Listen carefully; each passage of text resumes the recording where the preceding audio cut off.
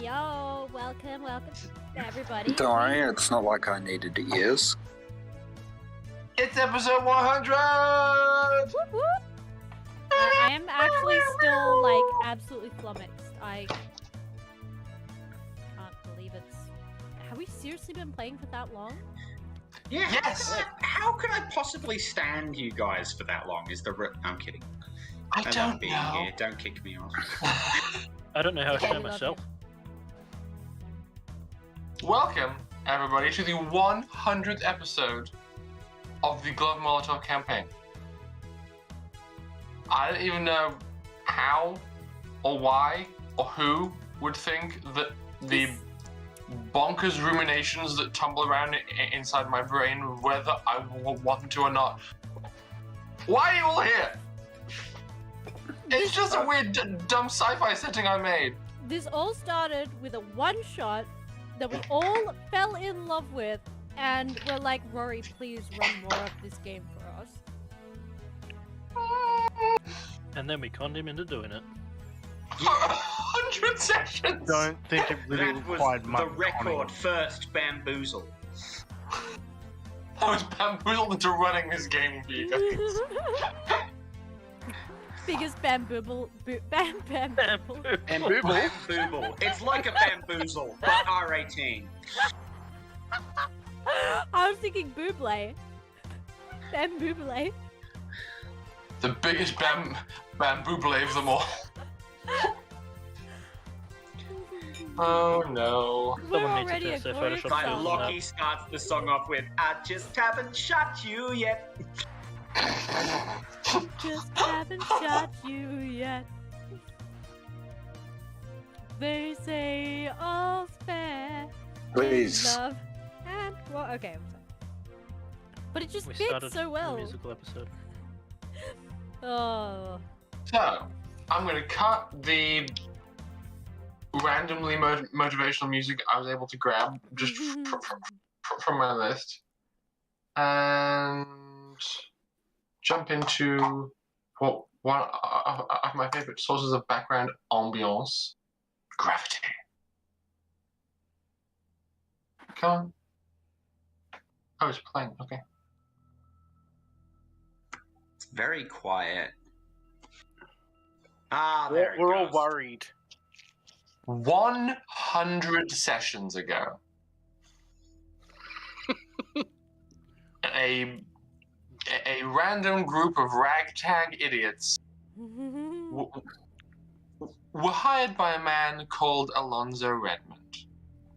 He had a ship, they had a particular set of skills and a willingness to work. And he hasn't seen his ship since. What an idiot. Correct. Never Heard willing from to us. work. The deal seemed like a good one. The It party was took- not, we just haven't suffered the consequences of it yet. Speak for yourself. Let me go on my monologue, please. The party took the deal, christened their new ship the Gloved Molotov, and set about on their adventures. On the first planet they went to, Mumina, they met a new friend, an artificial intelligence called Pim, and via saving his life and him saving theirs in return, they became friends. They returned, they bested Blacklands, and continued on with their adventures. This party have fought preachers, mercenaries, cyber ninjas, some PvP robot fights that happened at one point, aliens and monsters, corporations and governments.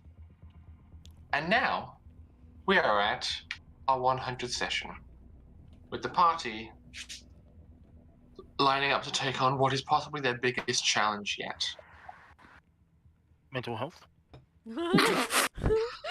Holy shit. You ain't wrong. Their second biggest challenge yet. That hit hard. That was good. Sorry, Rory. Yep. Well played. Absolutely well I have played. to So play this that one. Out of everyone, I think I was the only one who was speechless. this is their Jeez. this is therefore their second biggest challenge yet. A great vessel lies within the center of a planet, left there by beings unknown, and in the desperation and greed of the planet's inhabitants, they tapped into the power source, keeping this ship out of phase with the rest of reality. And now, with mere months left before this ship violently re-enters normal space and cracks Yakuta like an egg, the crew prepare to enter.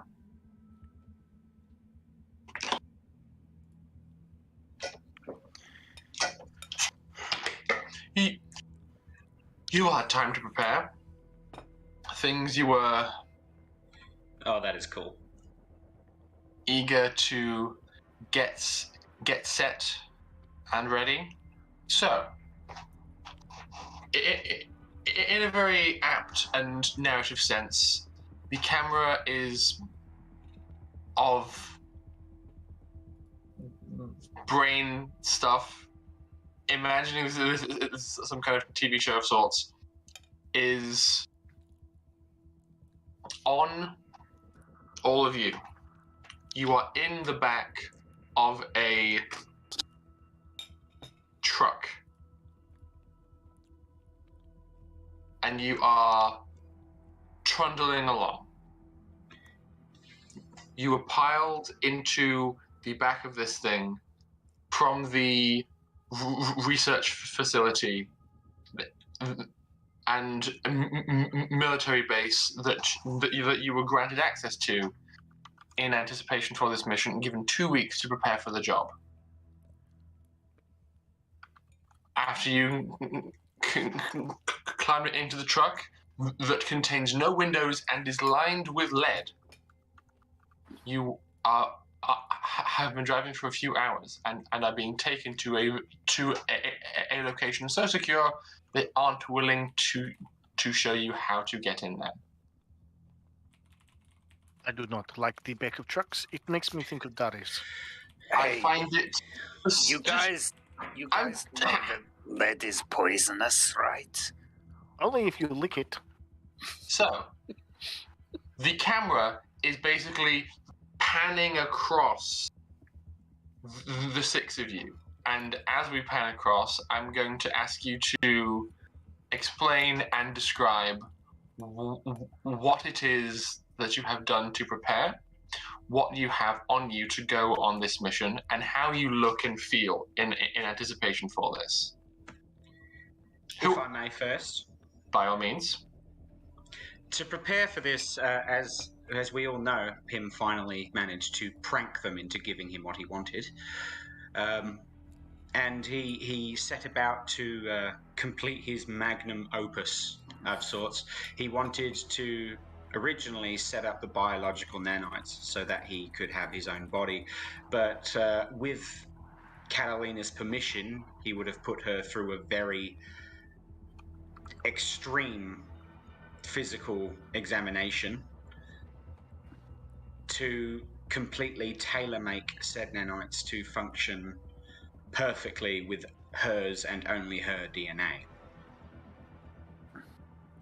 Essentially, Okay. he wants to reverse what's happening to her and give her control of her body again, was literally what he was attempting to do the rest of that time. That's why he brought nanites along. Okay. Can you please roll me tech medical and tech pre-tech? It's a 5 and a 3, so that's 8 plus 2. So, oh wait, no, pre-tech. 3, yeah. So that's 11 on the pre-tech, and plus 2. No, I've got 0 in that one. So 8. Okay. You had a challenging few weeks in the lab. You were given the best of the best. And you have been able to manufacture a small quantity of your dream nanites. They, unlike other nanites, are not able to manufacture more of themselves by themselves. You need the equipment to make any of them. Okay. So you have been able to create enough nanites, quite conveniently, to fit under the surface of Catalina's face. Okay. I'm gonna need to make more. God damn it.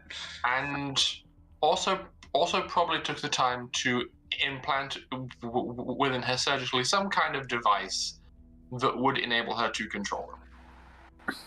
Mm-hmm.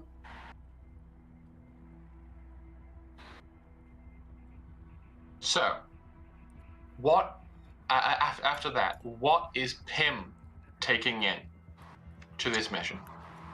Pym is scared. He's probably not going to take anything except his scarab bot because he's scared of himself. He's going to jump into the Romney. Okay, so the camera pans along. It meets Lockie's back first, and you see the slot in his back, and it zooms in, passes through Lockie, and there's just like this little scarab bot with legs connecting to various parts, and then panning back out, there's two little robot arms coming out of Lockie's body, kind of rubbing together nervously. Camera pans up from Pym's arms to Lockie. What do you have, and how are you feeling?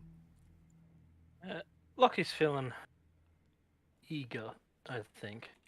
I don't think he is really... I don't know, he's aware of the gravity of the situation, but I think he's just keen to finally be actually in control of doing something about it. Okay. He's been working on a number of different things. I'm not sure how much he has actually managed to succeed on doing.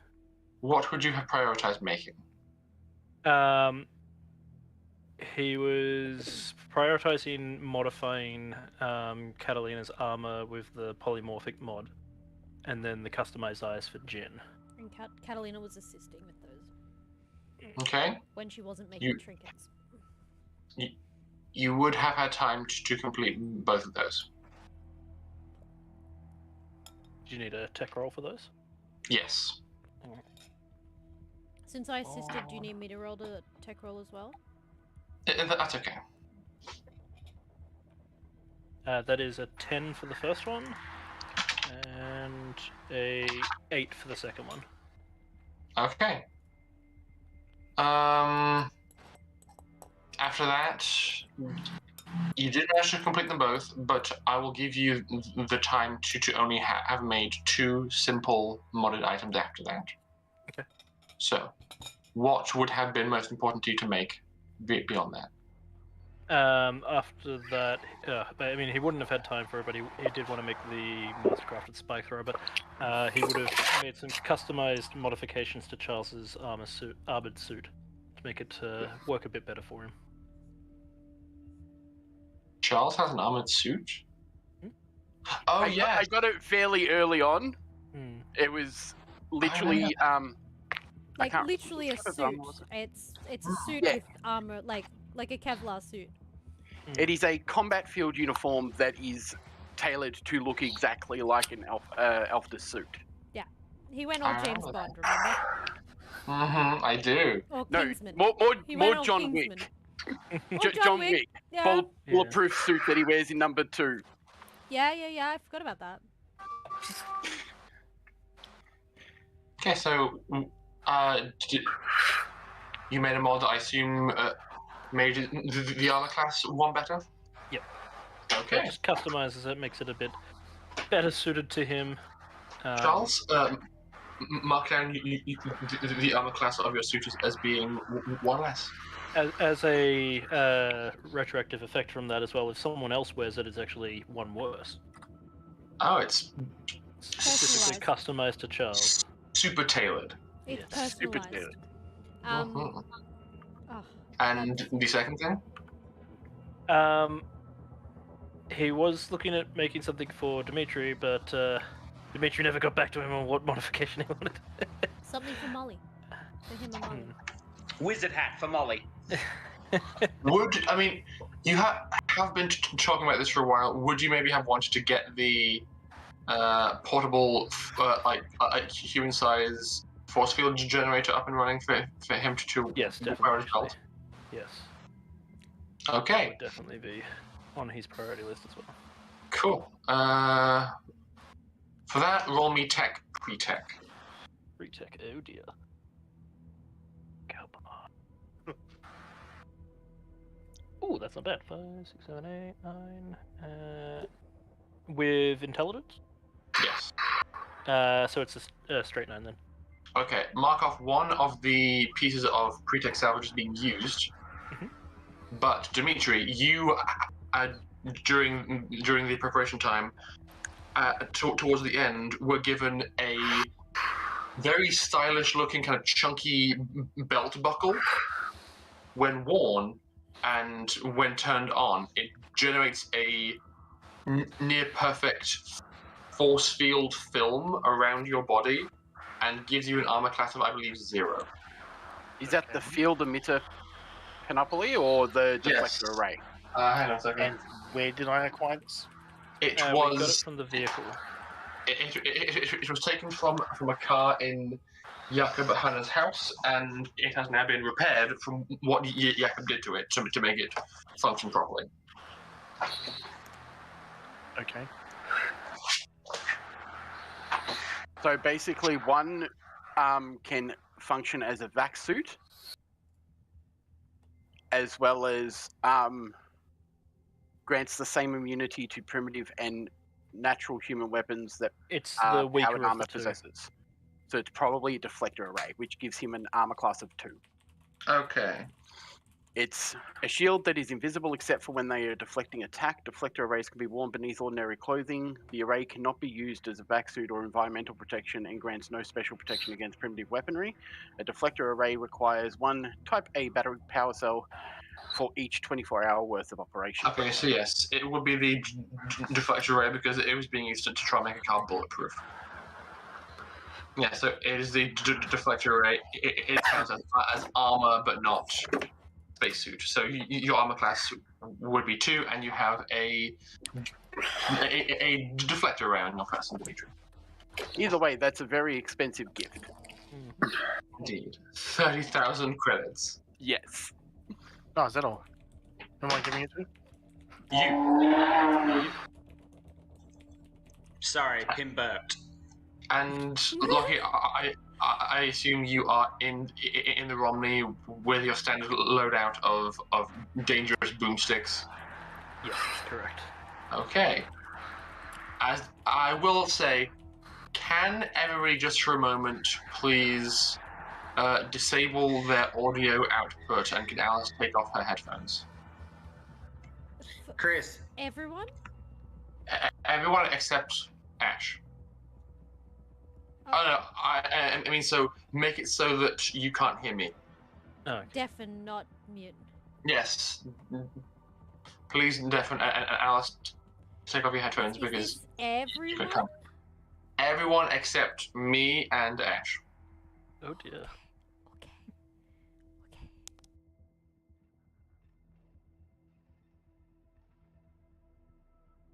Lockie. Mm.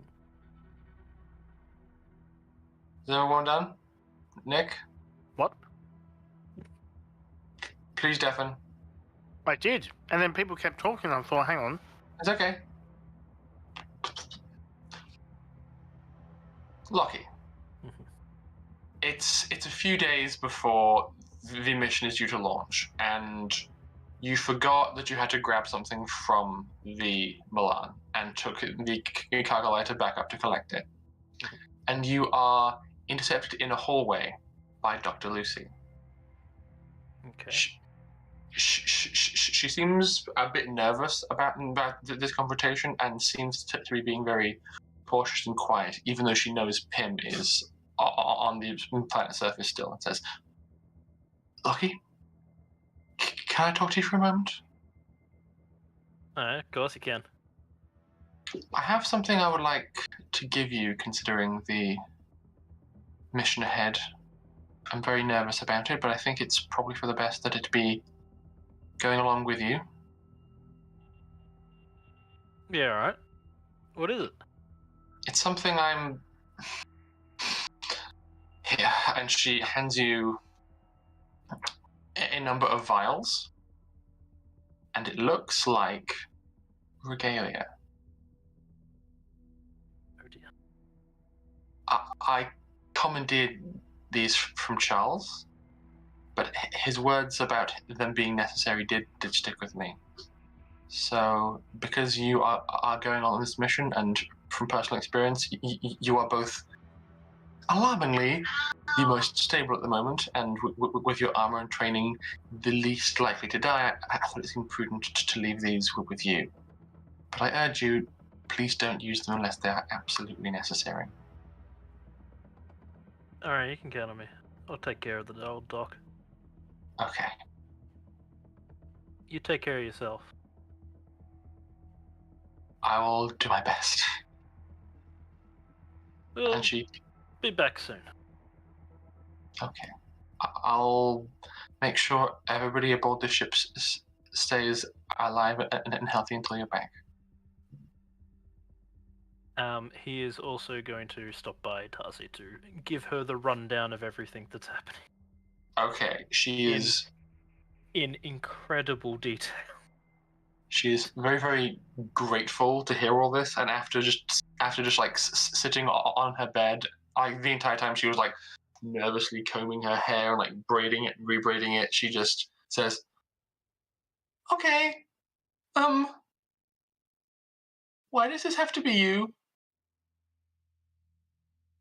I mean, it doesn't have to be us, but I think we're the only ones dumb enough to do it. Okay. We'll be fine. We'll be coming back, don't you worry. Please. I need you. Don't worry. We'll be safe. This time, bringing everyone back.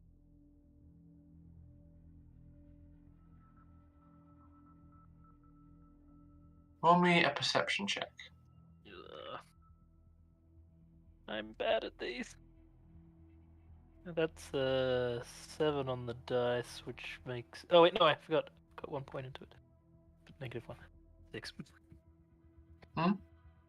6. Okay. When she gives you a big, strong hug,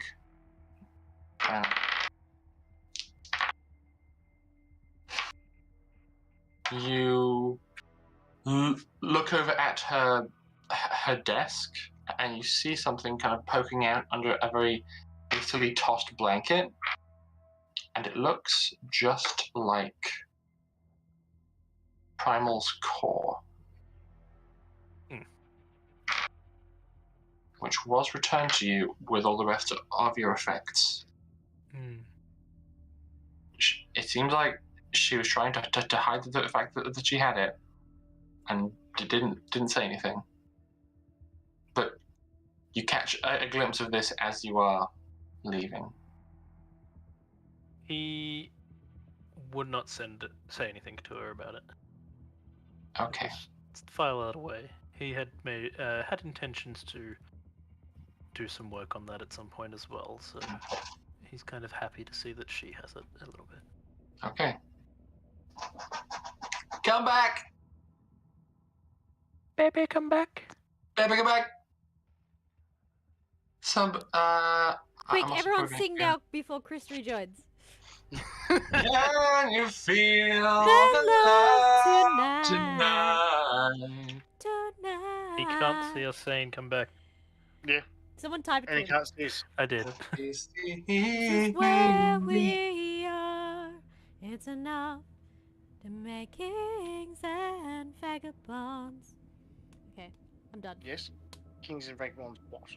Live the very best. Please stop. Chris, I'm you done. can't hear us. I was gonna stop beforehand. You were done the first time. But also, Does it like, get- actually legit, like, what the fuck just happened? Why was there Okay. whispers? Because... The camera. It's okay, don't worry about it. No, but I Fine. missed what happened before the whisper. Yeah, I know. Because You're holding up the game, Ali. The camera continues to pan down. Who is next in this line? Dr. Charles, Dr. Charles. I have Am I? nominated you. Okay. Charles, can you please roll me tech pre-tech for the work that you had been doing?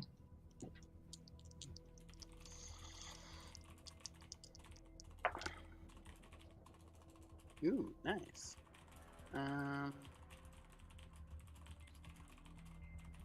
That is an 11. Okay.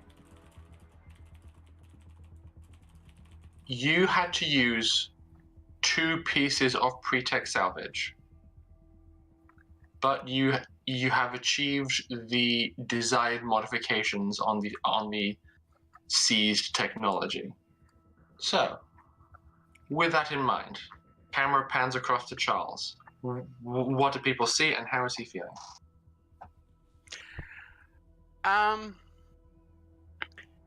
He's probably fiddling with the new bracelet.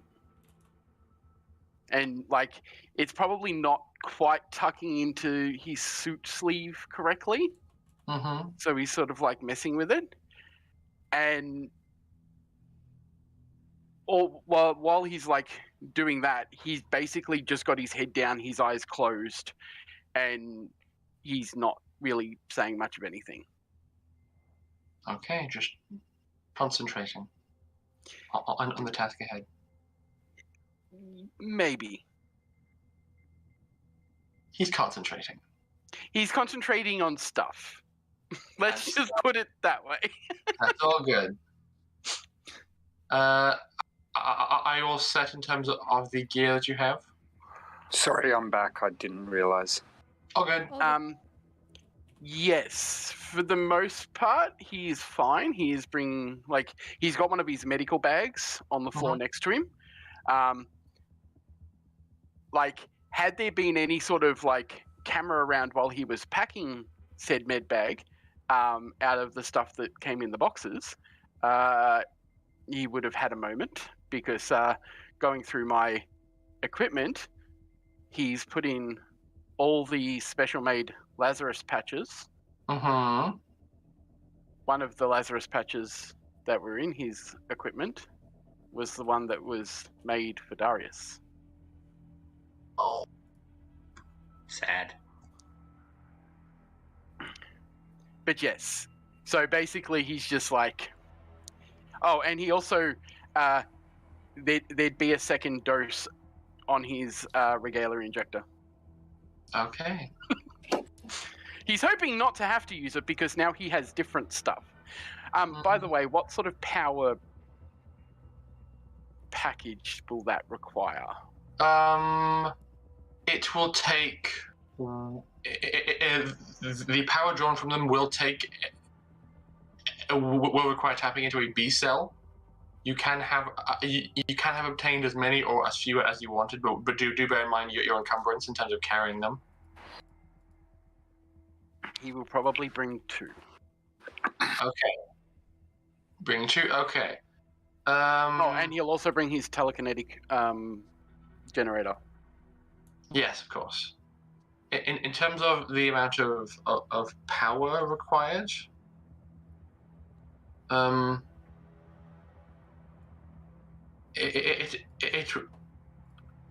each wrist brace you have will drain 1/5 of the B cell's power per 1 minute of continuous use. Sorry, it will. So, if you have one of them turned on for a minute, 1/5 of the B cell's battery is drained. Right. And do I have all three? You have all three. Right. And bear in mind that having them on increases your core technique in that Not skill by giving 1, the but abilities. doesn't. Yes. That's what I wanted. I wanted something that could, like, I can heal heavier now. I Mhm. can move a bit heavier now. I have no idea. I probably should have tested that. Yes. You probably should have. We'll figure it out when it comes to it. It's fine. Okay. The camera pans along further. Who's next? Jin. I suppose it's me. Okay. Jin. How do you look? He's wearing his old ceremonial robes, but he's sort of torn pieces off them and sewn them back in as pockets, and they're just filled with like large amounts of metal shrapnel. So there's just basically a vest just with bits of shrapnel filling all of his other pockets. Other than that, he looks pretty normal, except with a slight cut along one of his cheeks where he was testing something and it fucked up. Is there any other equipment you would have brought with you, like anything taken from the truck from Sparks, perhaps left over from a previous crew member? I believe there was a data phase tab. He would have picked that up. Okay. But other than that, and he would have kept hounding for line shunts. But other than that, probably nothing of particular use. Roll me a D4, please. Alice, can you roll that? What? A D4. D4. Does that count as persuasion if I was asking for it? 1. Yes, that would count as persuasion. All right. You may roll me persuasion as well. Can you roll 2d6, Alice? Oh, I can. That's a 6 and a 2. So 8 in total. Plus 3? I think. I'm sure you have a plus. So, what's the total? I think it's 11. Okay. I'll have to check at my PC. It's either 10, 11, or 12. Alice, Sorry. Please roll me another D4. Sorry, can't see the dice, so having to reach for them. 4.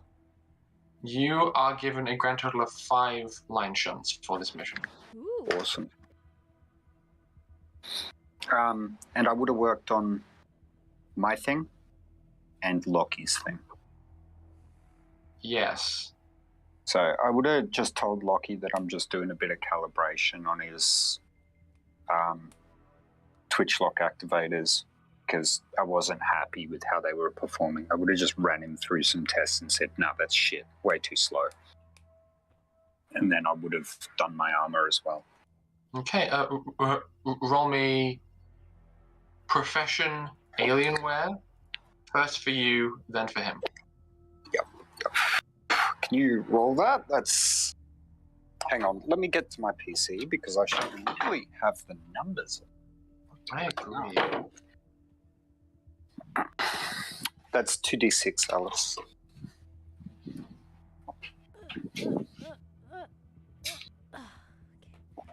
Using the camera to figure out where my hands are on the dice tree. It's a 1 and a 3, sorry. That's really bad. You know that you as players have access to rerolls, right? That one kind of needs it, to be honest, if that's cool. What were you rolling for?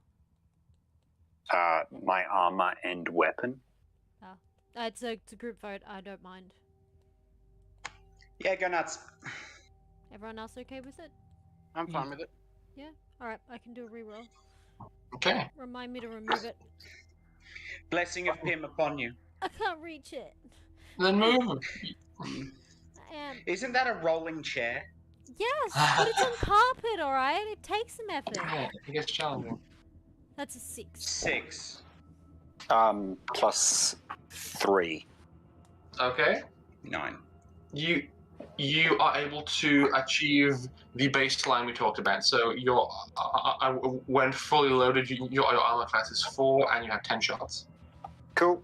I will copy that into my thing in a tick. And can you also do Lockie's, Alice? What am I doing? 2d6. Roll. It's the same. Sorry, I'm just collecting my list of things that are. 7. Plus 3 is 10. Yeah. It takes another piece of pre-tech salvage, but you're able to achieve the desired effect for Lucky's cyberware as well.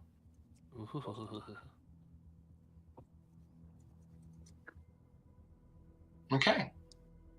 The camera pans down once more. Alice, are you ready? Or shall we do Dimitri first? Do Dimitri first, because I'm writing a list, because remember she was working on a whole bunch of knickknacks and Mhm. stuff, so... Okay. The camera pans down to a monk with a bug. Question, am I allowed to work on that again to improve it? No, I'd say that's the best you can achieve for now. But in the future, you can attempt to improve it. But for now, given how much time you have and had, No, that's... I agree, not now, but I mean in further downtime. Indeed, probably yes. So, Dimitri, what do you have, and how do you feel? Bear in mind that the party were posted on a military-grade base and manufacturing plant, and they were willing to give you pretty much whatever you asked for. Within reason. Within reason. I have tools, I have vodka, I have Molly, I have my robe, I have with fancy belt is pretty cool. I have my fancy pistol that I picked up in the op shop, and I have a monoblade. Okay. What else do I need? Oh, maybe I have backpack with rope and, pointy Vodka. things to put in walls and, handy shit. Yeah. Just generally useful equipment. I feel like Oh. in that case, Dimitri and Catalina would have packed a bag together of stuff. Like repair Yeah. stuff. We call it One dungeoneering bag pack. for miscellaneous, one Yeah. bag for vodka. We don't talk about the bag for vodka. We call it a dungeoneering pack in a different game. Mm-hmm. Fair You know? enough. 60 feet of rope. It's basically the Opinion? list I'm making right now. So it's yeah. Okay. And how is Dimitri feeling with Molly kind of curled up around his shoulders, purring? How are we feeling? Mhm.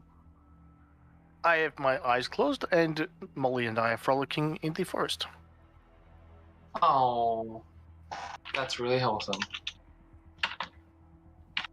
What else am I meant to do? Stare at the walls of this shitty fucking truck with no windows? That's honestly fair. That's genuinely very justifiable. Can I clarify?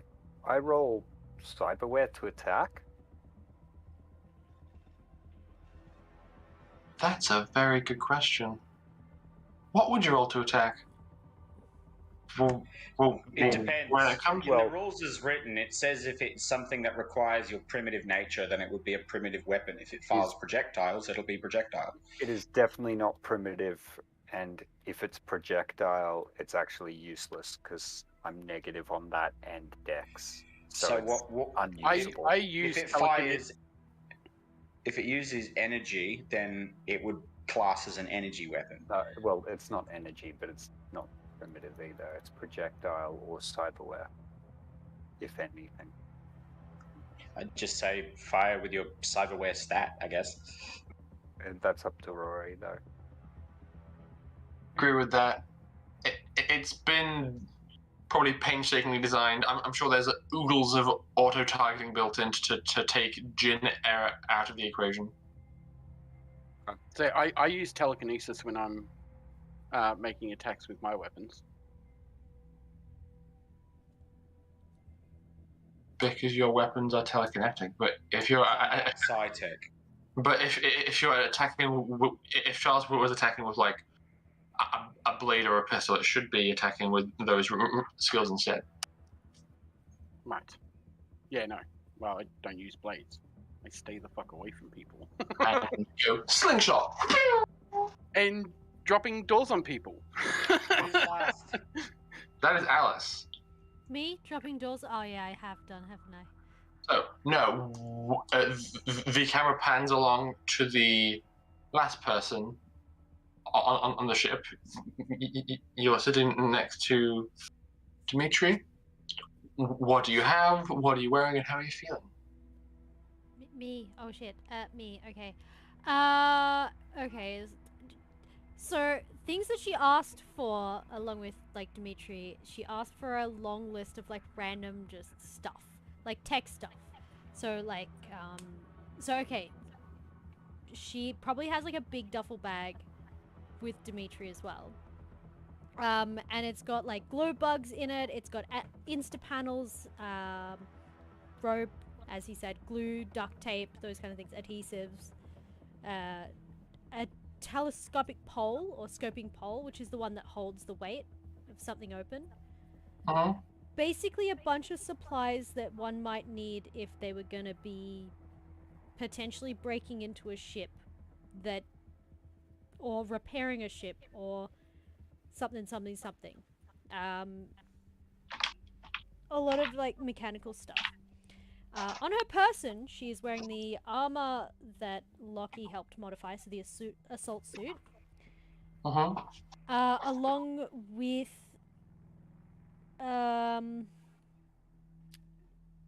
probably her leather jacket over the top.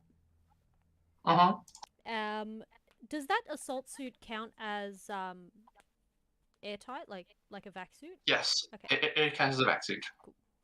Just wasn't sure. And she's taken her. We're not planning on expecting combat for this, are we? You have not been given any specific information one way or the other. Right. Well, she's bringing her plasma projector with her anyway. Her stun gun, which always sits on her hip. And she has some Molotovs stashed away. Of course. Of course. Always. Now, there was a couple of like random knick-knacky things that she was going to try and make. Which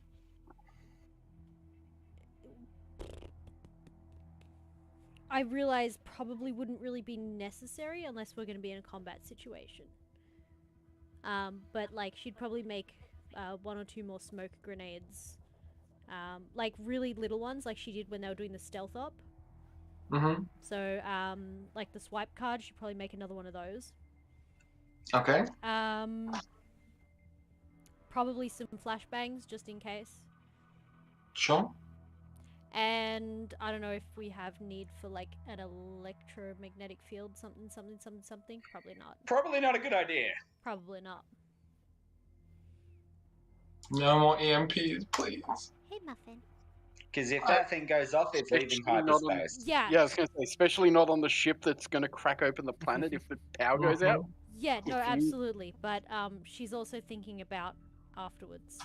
Anyway, she's using the supplies she's got. To be fair, let's consider something for a moment. You've got a party member who has a bunch of shrapnel suspended in stasis through magnetic fields all around them. If you EMP that, they're going to go everywhere in random directions and probably count as a grenade at the bare minimum. It would be a last-ditch emergency situation. Regardless, she doesn't. Now, that's all just knick-knack little things, yada yada yip yip. But what she does in that time is probably limited, because other than making knick-knacks, she's been helping Lockie, and then Pim, did he actually... He would have put the device in her, I presume, at the very least? Yep. Yeah. Even if You you- would have been looking at 4 days worth of complete examination, like osteum, bones, blood work, everything. Yeah, but... Yeah, so there's probably nothing else she could have done in between. So, yeah. All good. This is probably fine. Okay. As the truck continues to trundle on, I have one other quick question. yes. Oh no, I identified what was in those syringes, didn't I? Yeah. Because I got 8 syringes, and they're a sedative.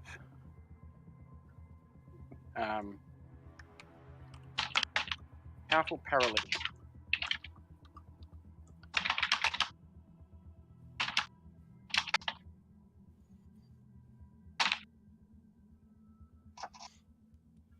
All right. Okay. Right now, as the truck continues to trundle forth, I'm just going to quickly go to the bathroom because I drank all my water. If there's any other planning or scheming that you guys need to do, or figuring out things before you wrap your destination, please do so. I'll be right back. Scheme, All plan, good. plan. That's really shitty on my roll. What?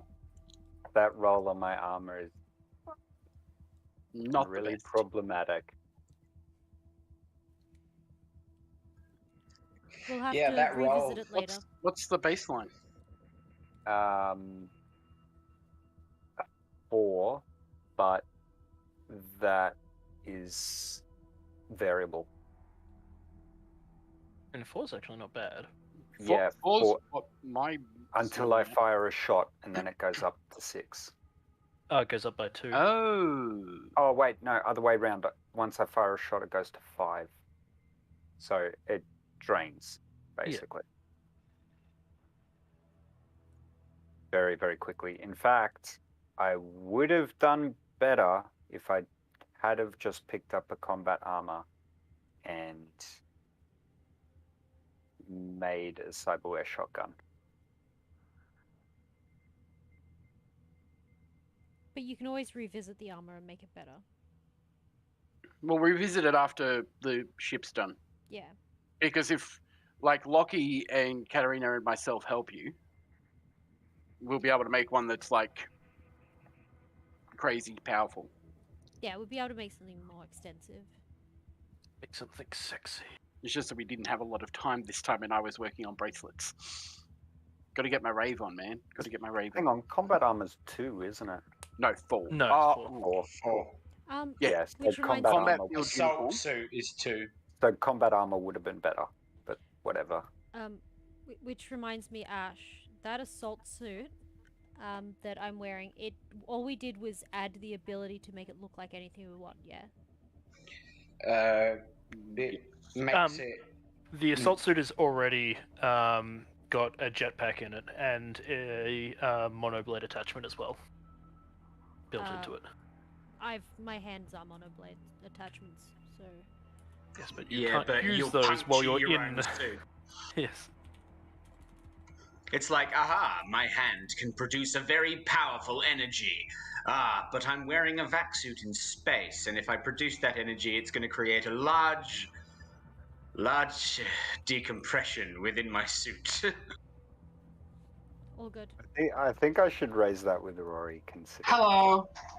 Hey, Rory, Yes. can I just point out something? Yeah. It's currently worse than combat armor Why is that? because it starts at 4, the same as combat armor, but degrades over time.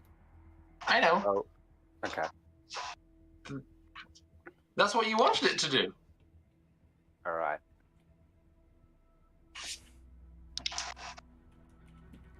So that's what it does. Yeah, cool. Let's get this show on the road. That's right, we can Yeah. modify it later to make it better. Don't worry about it. For now, I can't find Lockie's thing. Do you have that, Rory? It's probably in our chat log, but I don't have it. I'm going back. Don't worry, I'll find it. Okay. The party find themselves traveling over what feel like a very unusual kind of terrain. It sounds like you enter a city. There's other vehicle traffic and a series of further tight turns. Then it sounds like you begin to go down and down. And after being on this incline for several levels, you feel yourself rumbling over a metal grate. A curious question: are there any other soldiers in the van with us? No, So it's just us 6. it's just you guys. So there's no one else in the vehicle with us. There's the driver. Can they hear us? Have you tried to talk to them? Yeah, probably, but I just... Okay, sorry, go on, Catalina. I was just gonna ask, is Hotaka with us? Or are they in a different vehicle or something? He left the prep facility a few days prior to go and get ready on site. Oh, so we're meeting them there. Yes. Okay, that's cool. I'm on track. Sorry. So yeah, I was gonna ask if Hotaka was in the car. Never mind. Sorry. Carry on. You drive onto some kind of metal platform and feel the entire thing begin to just drop, as though you're on some kind of big vehicle or big platform elevator, and it's rumbling and rumbling for a strange amount of time. You think, should this really be taking this long? But then, just as you're thinking, I should ask somebody. It stops. The vehicle pulls forward, and the terrain shifts again to that of stone. You can hear the sound of a lot of echoing, and of a lot of soldiers outside. And after driving and then stopping for a bit, and driving a bit more and stopping again, driving a bit more, you feel the vehicle turn around, go boop, and stop. And then back of the truck goes and opens. And you see something that only some of you have seen up until this point. The interior of that very mysterious cavern. It is a large cavernous space with big spotlights and cables mounted to the walls, all aiming in. Around the perimeter, potentially a more recent addition, some very heavy artillery aiming at any of the entrances and exits. It's almost like recent threats to the well-being of some high-ranking senators who knew some very valuable secrets, made them a bit scared. So this place looks quite recently and quite hastily fortified, just in case. You see in the center of the room, with lots of very chunky cables running into it, is this strange-looking red capsule. It's maybe about the size of like half a shipping container, and looks a bit like a seed. Like a big red seed with big chunky power cables plugging into it on all sides. There, on one side, there is what appears to be an airlock kind of assembled and mounted next to it. And just beyond the airlock, you can see what's probably a door that leads into the seed. Before you in the cavern stands Hotaka, who is wearing a vac suit with the helmet off under his arm, with his friend Buddy at his side, saying, "Welcome! It's so good to have you here." And you see, just standing directly behind him are 4 very tough-looking individuals in power armor. 2 of them seem just like pretty just like regular buff-looking dudes. One is wearing a very, very large, like, mounted backpack, and the 4th appears to have a set of, like, goat's horns mounted to the top of his helmet.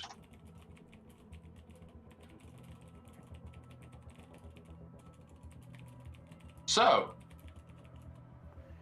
big day and all. Are we excited? Ready to get the show hell on the no. road. Lucky, plug me in. I do not want to walk in this place. Hop on in. Catalina He's just, just gonna crawl up the back and plug in. Yeah. Catalina just raises an eyebrow while she readjusts the duffel bag on one shoulder and the plasma projector on the other one. I I'm gonna have write- seen this place before. Sorry? I have seen this place before. Have you now? How exactly did that happen? In the minds of others. Space magic. Well, You're gonna see Lockie on the corner just like staring at Dimitri like, wait, you never told me you're a space magician. Now, I probably should have said that some kind of atmospheric protection will be required. Okay. Next. I see some of you are prepared for the job, but just in case, we do have something prepared for you. And he wheels out a very interesting looking, like, rack of things. It's basically like it's rigs that are like just a helmet with a harness on the back that carries an air supply, and kind of like strapping around the torso with little weird jet boosters attached. And those of you tech inclined would probably guess that this is like a harness you can wear that is a vac suit ish, and also a 0 to low G maneuvering system. So if you're just in space free floating, you can maneuver yourself somewhat. I think we're good. Well, at least I know I am. Yes, but Charles, can you just do the thing for me? What thing? The thing that you did when we were on the other ship. I'd rather No. not wear a vax. you don't have to. Requires me to take regalia. Can't do it. Jin, my friend, you don't need to wear an entire vac suit. Just the helmet and the harness, just in case. Written into my armor that it doesn't work with vac suits. It's just the helmet. Okay, I guess I will take that then. So all your insides can be sucked out, but your head will be fine.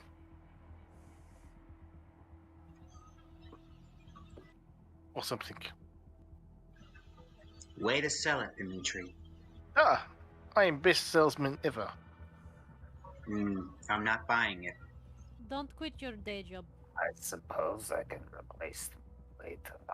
This hand has been a bit sore recently. I'm very anxious to get on the ship. Can we please get a move on? Yes, please. Right this way. And as he turns and leads there, he's shadowed by these 4 big, bulky blokes who aren't saying anything. They're just present. Pim's actually going to put up on the screen in front of Lockie so that only Lockie can see it, an arrow pointing at one of the guys. This guy's probably a douche. And then another one appears on the other one, this one too. He's just gonna, as he's walking, just put a thumbs up in front of his camera. Okay.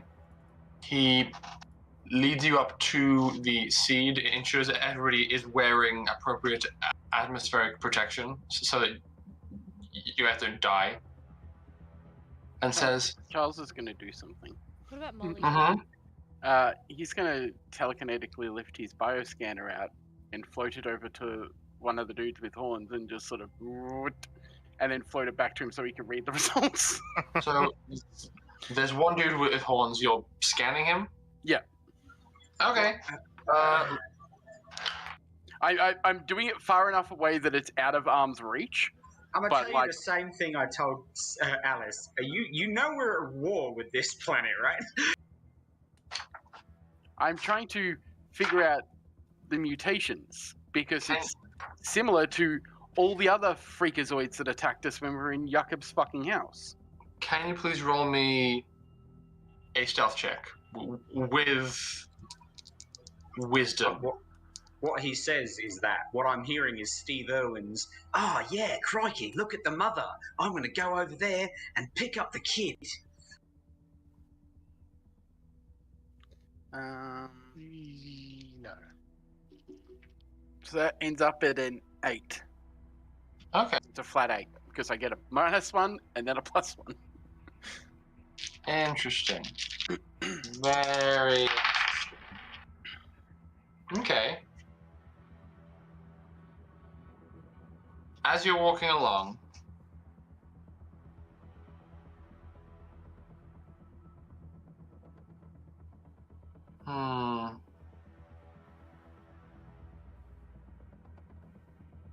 you kind of float it up behind this person, and you begin to get a bit of a scan off, but this person kind of glances to one side as he's walking, sees something, turns around, and sees it, and goes to like reach for it.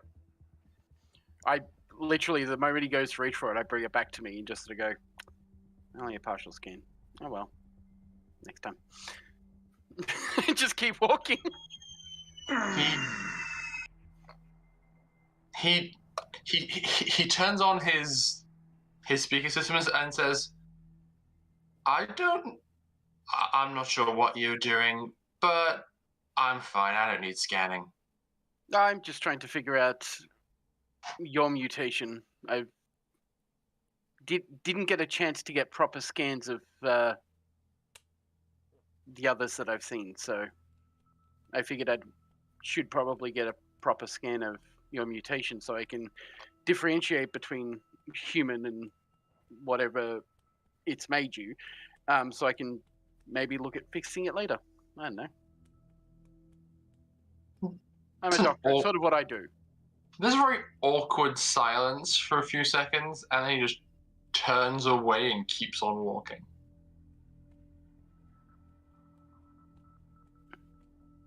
I'll get that scan, damn it. Okay. You make it up to the airlock, and it seems quite long. It's been intentionally recalibrated to occupy all of you. Otaka gets in there and is lined up first, and he and his 4 guys kind of take on a preparing to start a 100-meter sprint position, as though they're like preparing to run in as fast as they possibly can. And he says, "Oh, I might do the same if I were you.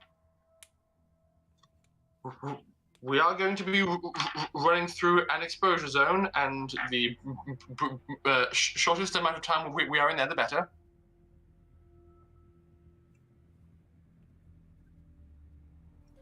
Okay. Sorry, what?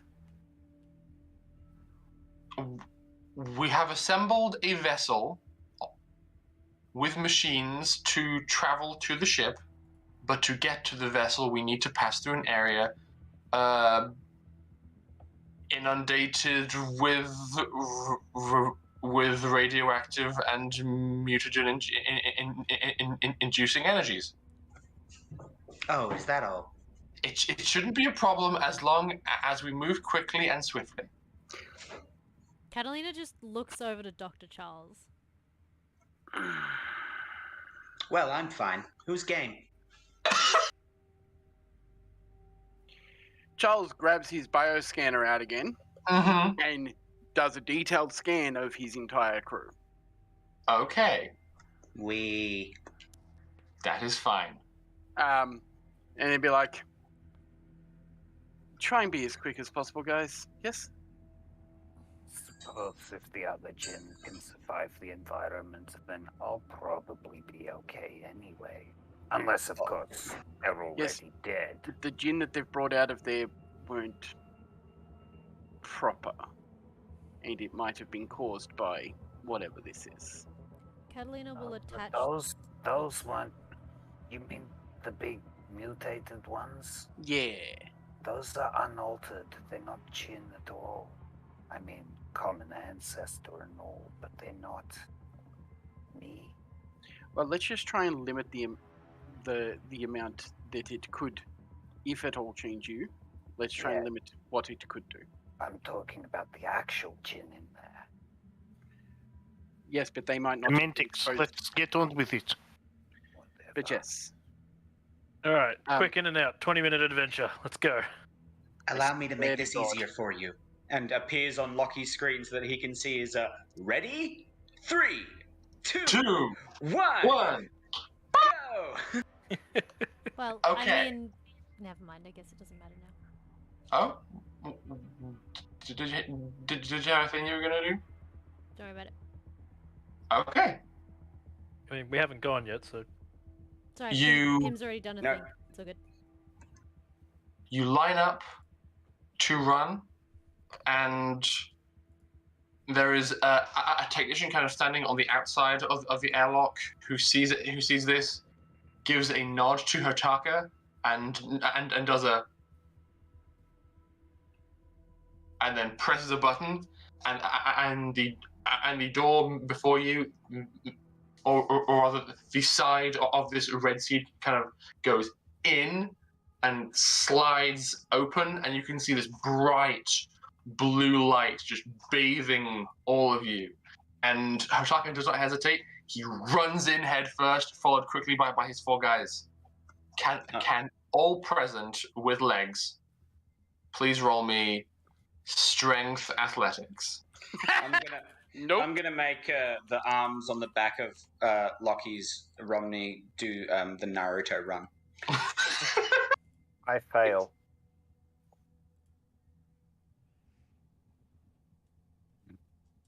Six. before making the run, Ah, I Lockie's lost going to my voice. activate his muscular hyperactivity motors, which adds +2 to my strength. You've I got got a to be 0. kidding. Did anyone actually see that? So Mm-hmm. not only did that dice jump out of the tray the first time, it jumped over that dice the second time, and now I rolled a snake eyes. Great. I got a 0. Oh damn! So Catalina and Jin are dead. All right. Nah, Did- man, I'm fine. Shh, I got a 3. I'm genetically Did- fucked up anyway. 4. I Has- got a 13. So No, who rolled roll strength athletics? 6. No, sorry, 7. 7 on the Okay. dice and 0 on the athletics. Nope, 2. Oh. I was going with So- dexterity, but yeah. The only people who rolled a 7 or higher is Dimitri and Lockie. Yeah? That is why we should be captain. Done. Because you're actually physically fit. Wow, that's rude! Catalina is also fit. Okay. The snake eyes. You break into this run, and Nah, man, Catalina just walks. okay. You walk. Lockie and Dimitri, A for some brisk reason, take this more seriously and just go like, "Bam!" Especially Lockie, who goes like, and just like boots first, hauls ass in as quickly as he can. As you Does he all, overtake Hotaka and everyone? Probably picks him up and runs with him. you absolutely catch up to them because they had like a few seconds on you before you're like, oh yeah, right, and you ran in. But now,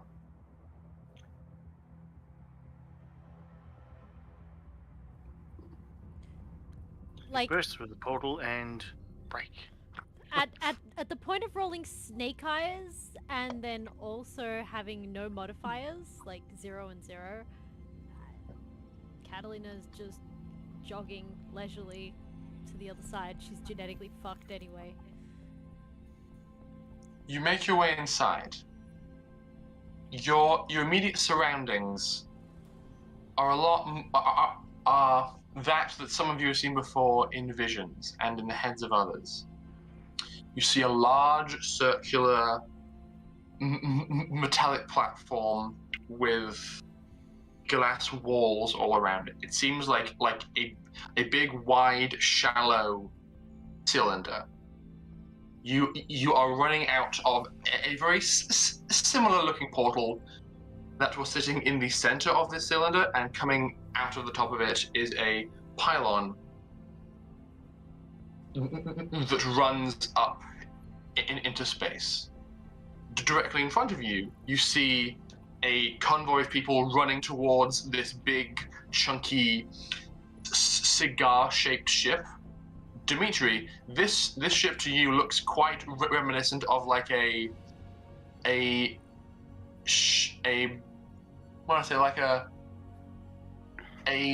repair ship. So like a smaller maintenance vessel that would be flown around a cruiser or larger ship to repair it while it's in orbit. There's 3 big chunky mechanical arms attached to the front, and it's just kind of docked with the side of this vessel. Those of you who care to look up see something absolutely breathtaking. So now, of course, everybody looks at me. God, it's Keanu Reeves.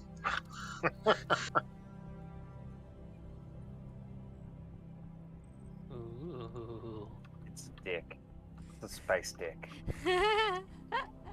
I knew someone would say it.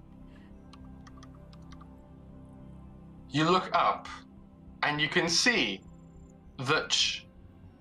So those of you who had seen this before saw it in a somewhat different configuration.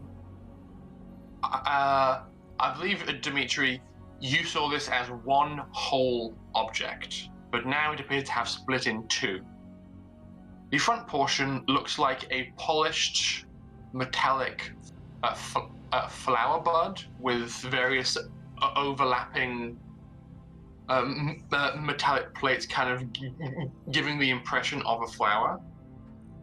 And it kind of passes over onto a base, a rear, that tethers together 2 double helixes that connect the 2 halves. And spanning off from these helixes are what look like planets. There's a variety of different terrains and biomes present, but all appear to be contained within shells. You look around, and the general environment is that of drive space, but not one that you're used to. You're used to seeing lights whizzing by you as you move forwards, but instead you can see lights kind of spinning and passing by as though you are stationary, and all these lights are whizzing by at impossible speeds around you instead. Can everybody who failed their athletics checks please roll me a physical effect save as you enter this space? I'm going to use my new D20. Let's see how it serves me. I pass.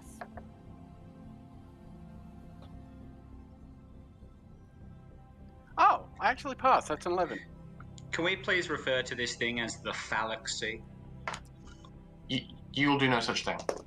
Okay. I fail. You fail. Okay.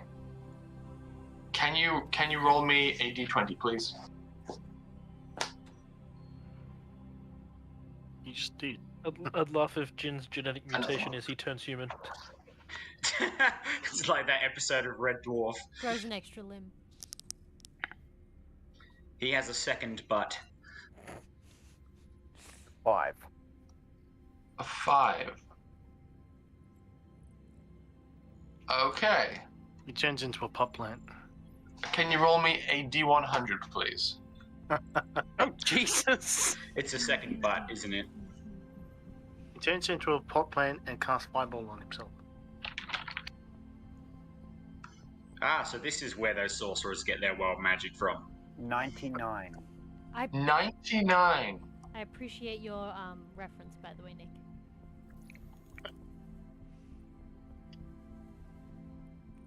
We all forgot our towels.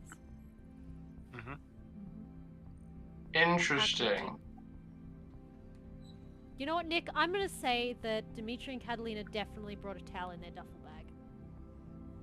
Uh-huh. I'm gonna add It that to can my double list as right now. Okay. And just a piece of paper that says "Don't panic." Towel. Yes. That's the towel with "Don't panic" stitched into it. Chris, can you roll Don't again, panic please? towel. Oh dear. Roll Oh with God! What's going on? 100? Yes. 18. 18. Hey Ash, what snack did you make for yourself and not make for me? Wow. I like that loaded Wow. question too. You're just eating to tell her out the jar. It's like, how dare you feed yourself without? Ate the That's a bread. problem. That's a problem. She ate all the bread. Not? We don't have Blaming bread? you. What? No. You ate it all. What? Didn't even know we had bread. Okay. We're ruining the suspense. Okay. That's super weird, but honestly, it's okay. All of you run forward as fast as you can, and you pile headfirst into the ship as the door snaps closed behind you. Lucky's because- still jogging on the spot. And because 2 of our players have just run off, I think now's a good time for a break. We're still Sure. here. That makes sense. We're still It's also here. it's, Just ran I to- also it's, need it's to also go a, yeah, it's also a good time for it. Yeah. Okay, okay. Well, in that case, I will come back to my PC. And, yeah. He pulled out, look, he has sweet snacks, and now I want sweet snacks, okay? I'm sorry. I'm just You should be. craving apple pie now, so. How do you get pie to apple pie from Nutella? Because I don't so, like Nutella very much. Well, I do, but I don't eat it very often. Anyway, alright. Break Good time! She's entitled to her wrong opinion. I didn't Yes. say there's anything wrong with it. I like it. I just don't want it. We will be back in about 10 to 15 minutes, probably close to 15 knowing us. But we do our best. And then we shall continue on with our shenanigans. Be back soon. In a bit. Yes.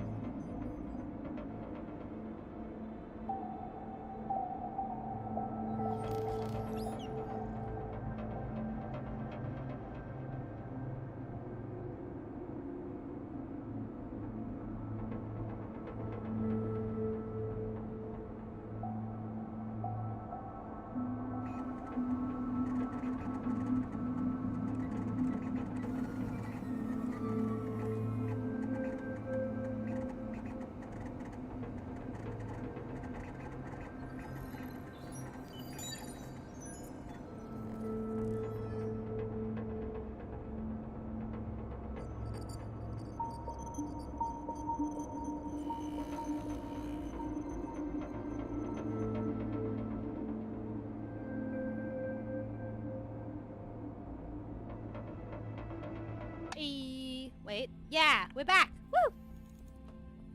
Hello, and welcome back to the game. So, the party have piled into this chonky-looking craft. What do you do? Pilot? Sorry? Kick the pilot out of his seat? I don't know. The Macarena. So, misheard I'm what mildly you said, eat the concerned pilot with all out the of his shit I seat. rolled. But, Jin, you do not feel like anything is wrong. It felt very strange being in there, like something unsettling was all around you. It'd be But- great if he had a second stomach. You've made it in, and you seem fine. You are currently in what appears to be a large, like, cargo bay. Looking around, and what you glimpse from the outside, it seems that there are engines towards the end of the big cigar-shaped ship in one direction, and the other way leads towards the helm. As you're running, you saw that the top of the ship was kind of built like a big, long thing. What's the brain? Like a glass dome. And Dimitri, as you make your way in that direction, you can see that there is no pilot. Otaka walks up behind you and says, "Well, she is all yours." Okay. And? Would you be so kind as to take us in? How do you normally get there? We had a different pilot, but we saw the footage of your flying in that battle. You seemed like the obvious That does choice. not fill me with confidence when you say head.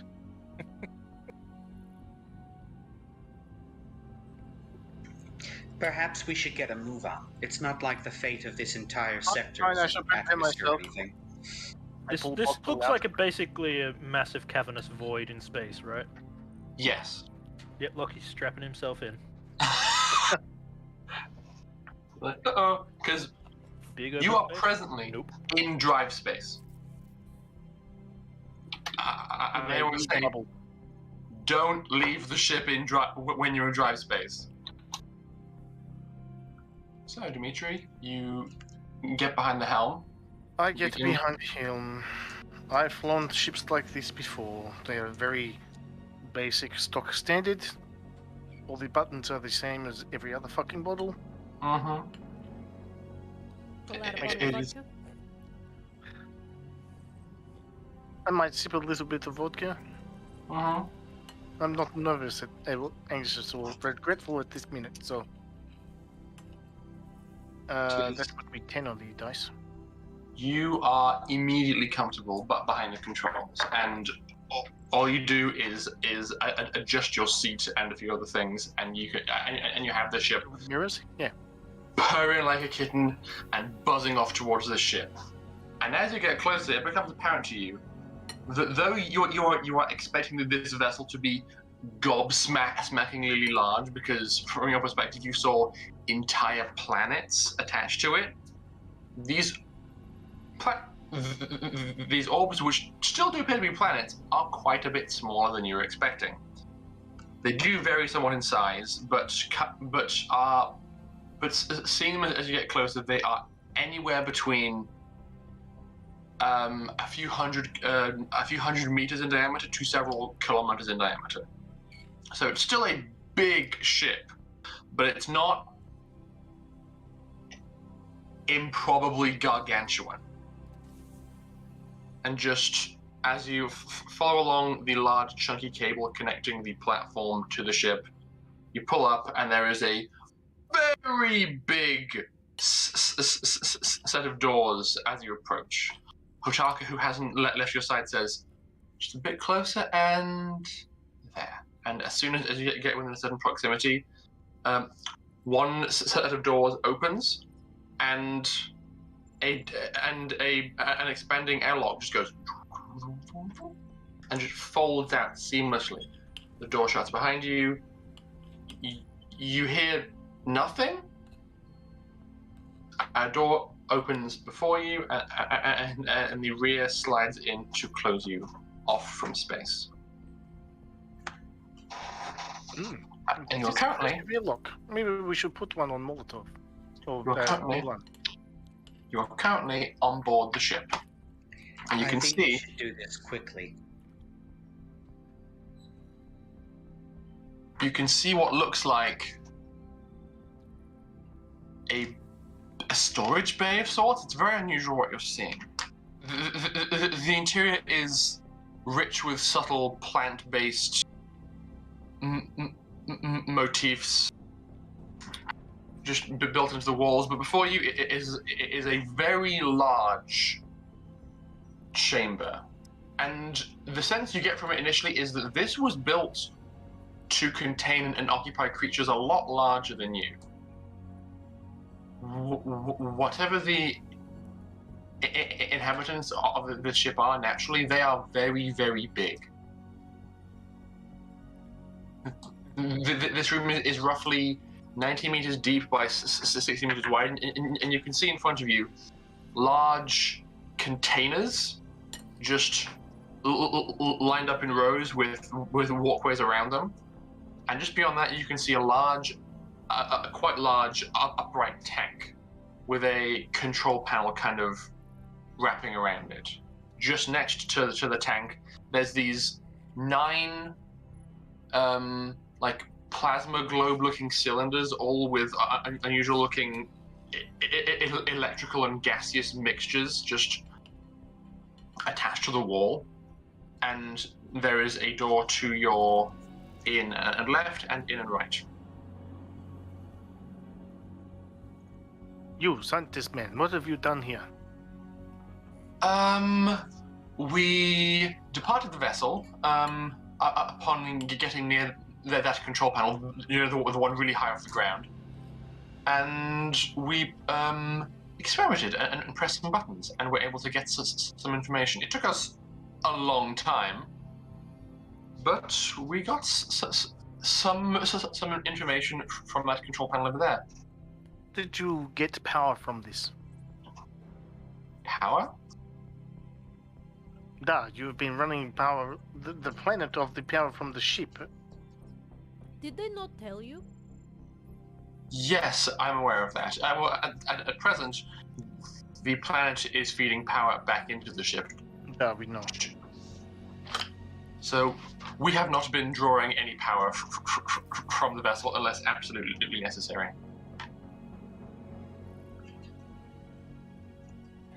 So what is it exactly you want us to do here? Internally, Lockie's like, I'm glad someone else asked it. Here is how I see the problem. This ship is stuck here because it lacks the propulsion to finish its journey. Is there any reason for us to be here, basically? I feel a little queasy about it in general. We are at a bit of a loss in terms of how to progress further into the vessel, how to find or even understand the bridge. Jin is here to unlock the mysteries of the language, and hopefully with that he should be able to help us navigate further into the vessel. Hey, Right. Rocky, Hmm? should we go for a walk? I think for the moment we stick together. Well, to be fair, if we're all just standing here, we need to get a move on something. Da, one moment. Scientist, He's what is your name? Professor Hotaka. Okay, Hotaka. These weird genetic modifications that have occurred to people. What caused this? That plate we just ran across. In large, people were placed on them and left there. And over time, more and more and more of these mutations would develop.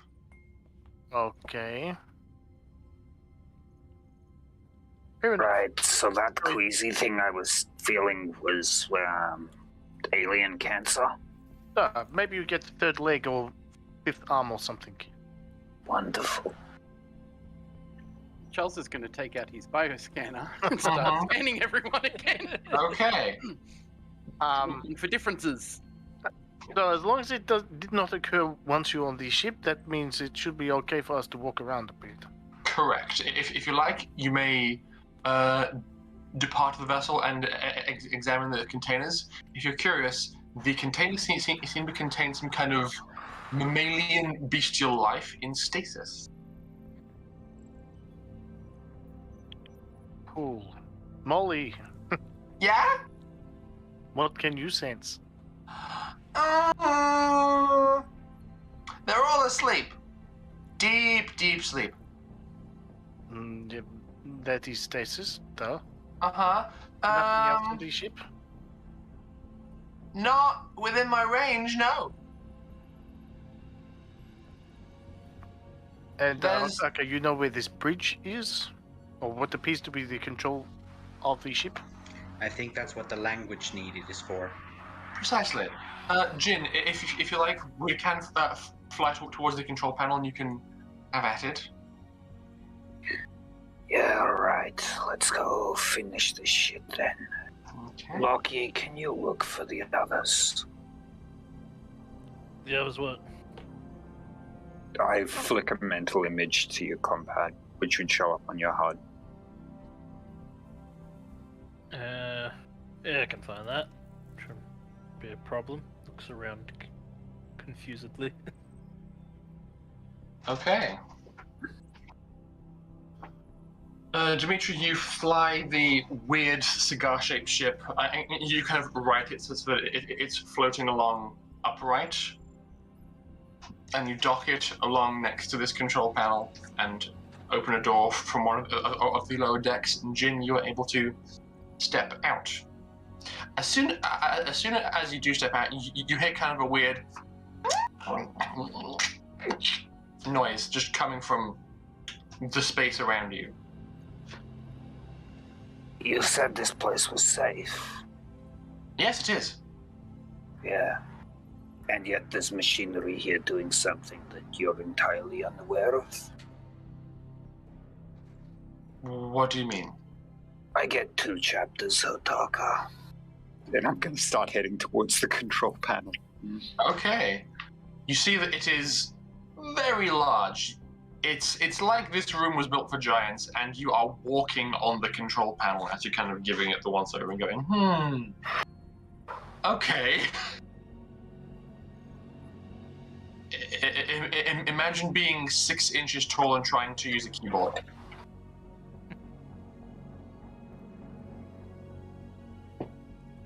Do I recognize anything? Roll me intelligence history? Do Is that a skill in this game?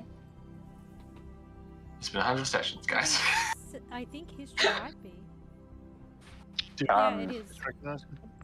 History is. Oh, Yeah, there's can a, you a roll? language one. There's a language skill. Then that. Well, if it's any of the languages I naturally recognize, I would just recognize them, because that's a diplomat feature. Okay, fair enough. Well then, It's 3 anyway. That's a I 12 think then in total if it's a +3. Oh, no, I rolled. okay, roll a 3. You're kind of walking around a bit confused, and after a few moments, Hotaka comes up behind you and says, "Oh yes, it is this one," and like physically with 2 hands presses on one of the buttons, and you see that same image of the big language settings appears before you, and one of them says, "Jin," in your native tongue.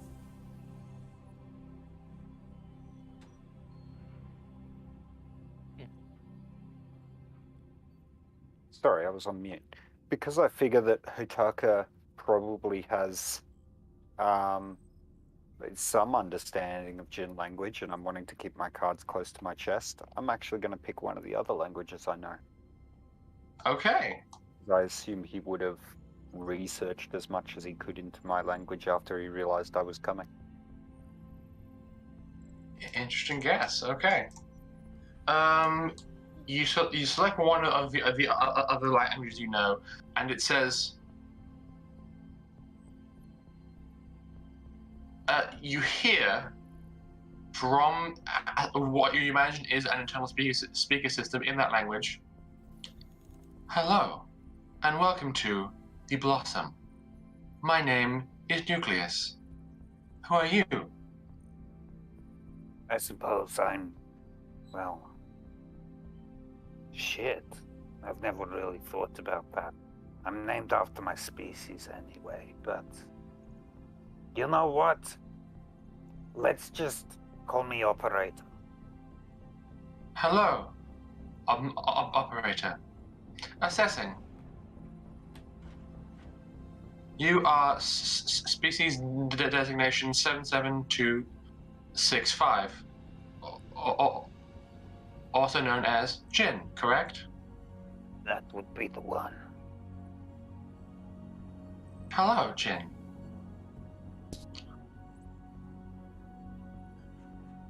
What are you doing here?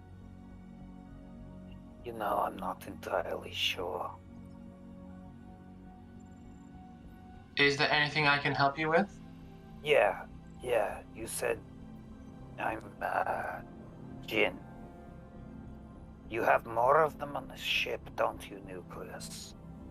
Affirmative. Why are they Processing. here?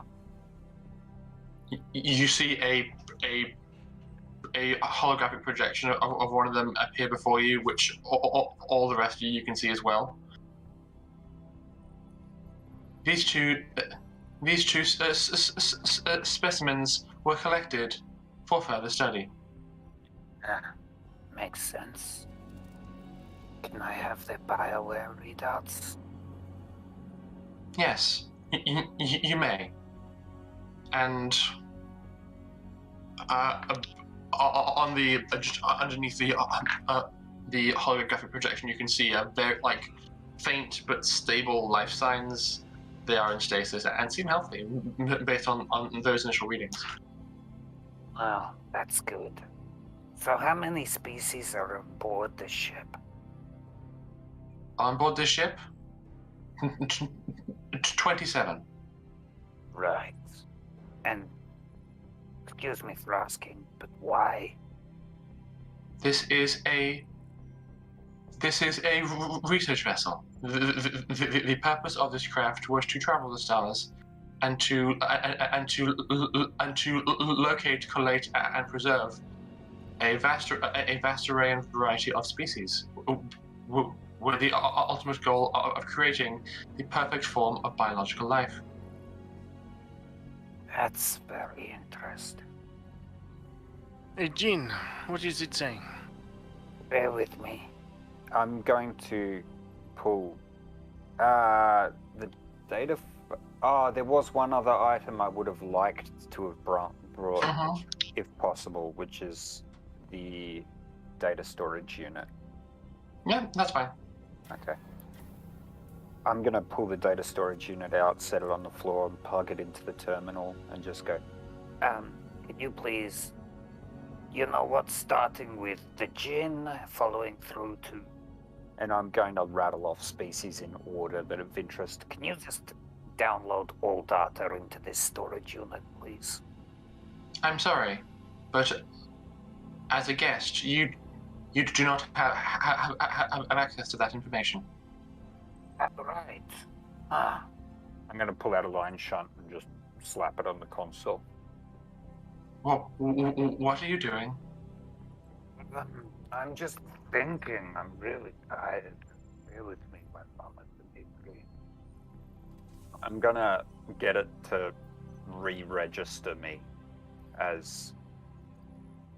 Basically, if this has got a species list on board, I'm going to quickly browse through the species list and then get it to register me as one that is not currently being stored.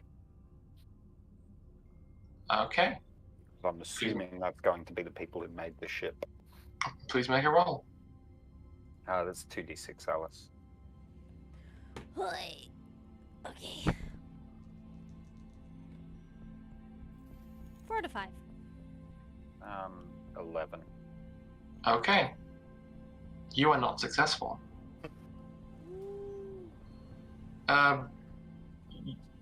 You see sparks kind of dance across the top of this console, and the line shot just kind of gets violently ejected from where you placed it with an arc of lightning. And the voice says, I am unsure of your intentions, Jin, but I would not recommend that you try that again. Yeah, I suppose that's valid. What did you do? I just pick up the line shunt and just look at it for a bit, realize it's burnt out, and toss it to the ground. You guys seriously don't fucking make these that don't burn out? Jesus Christ. Alright, It appears that you are traveling with a species that has been previously observed, but not catalogued. Of what language are they speaking?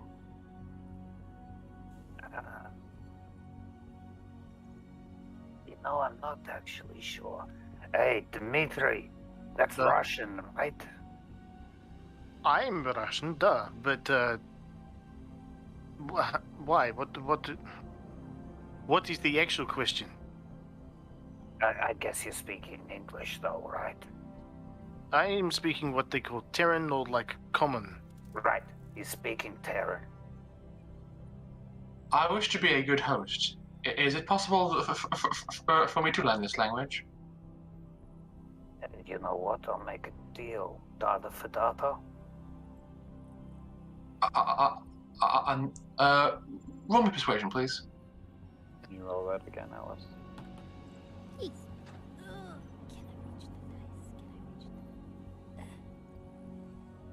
Can I reach the dice? Okay. I can reach the dice. 6 and a 2. Plus.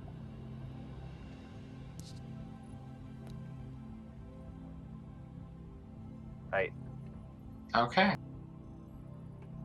I will give you all cataloged information on species 77256 and 77257, known as Jin and Unaltered.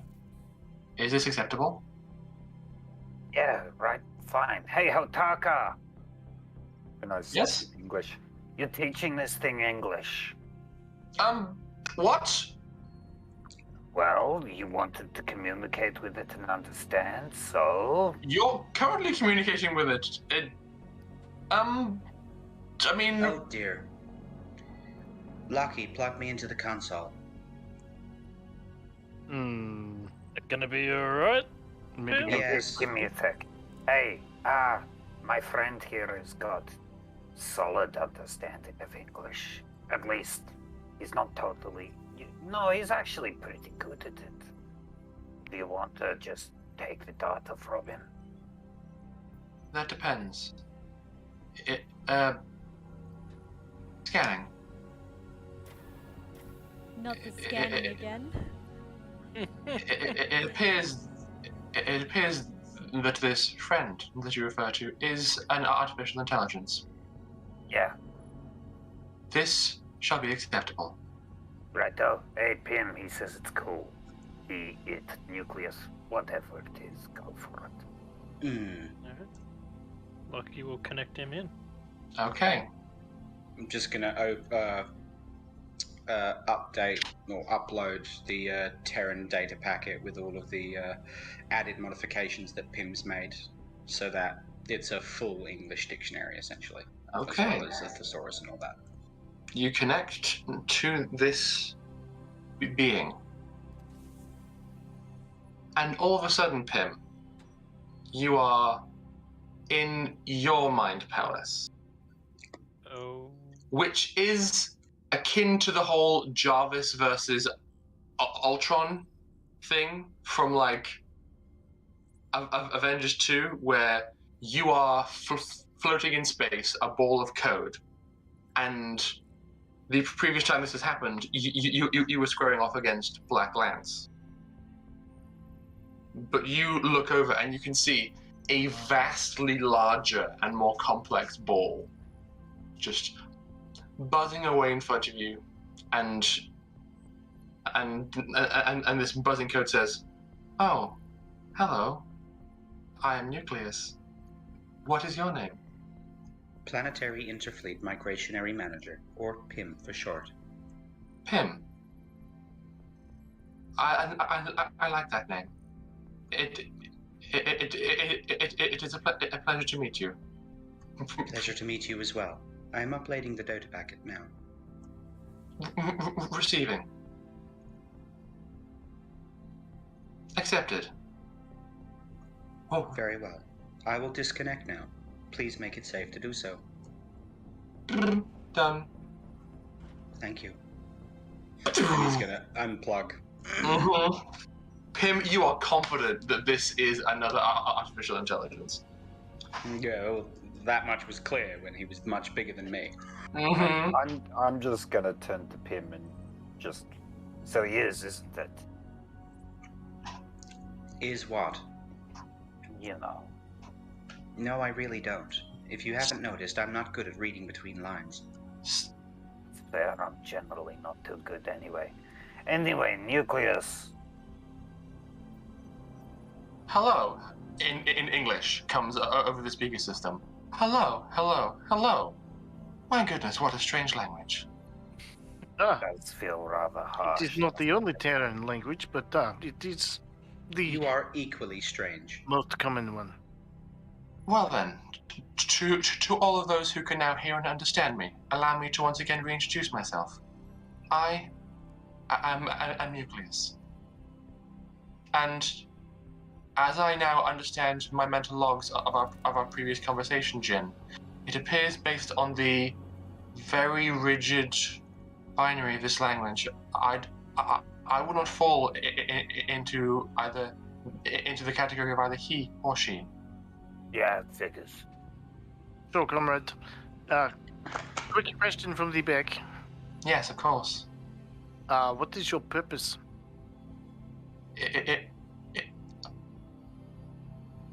My current purpose is to hold position, ensure ship continues to remain operational, and to preserve on board all biological life until the ship's owners and operators return.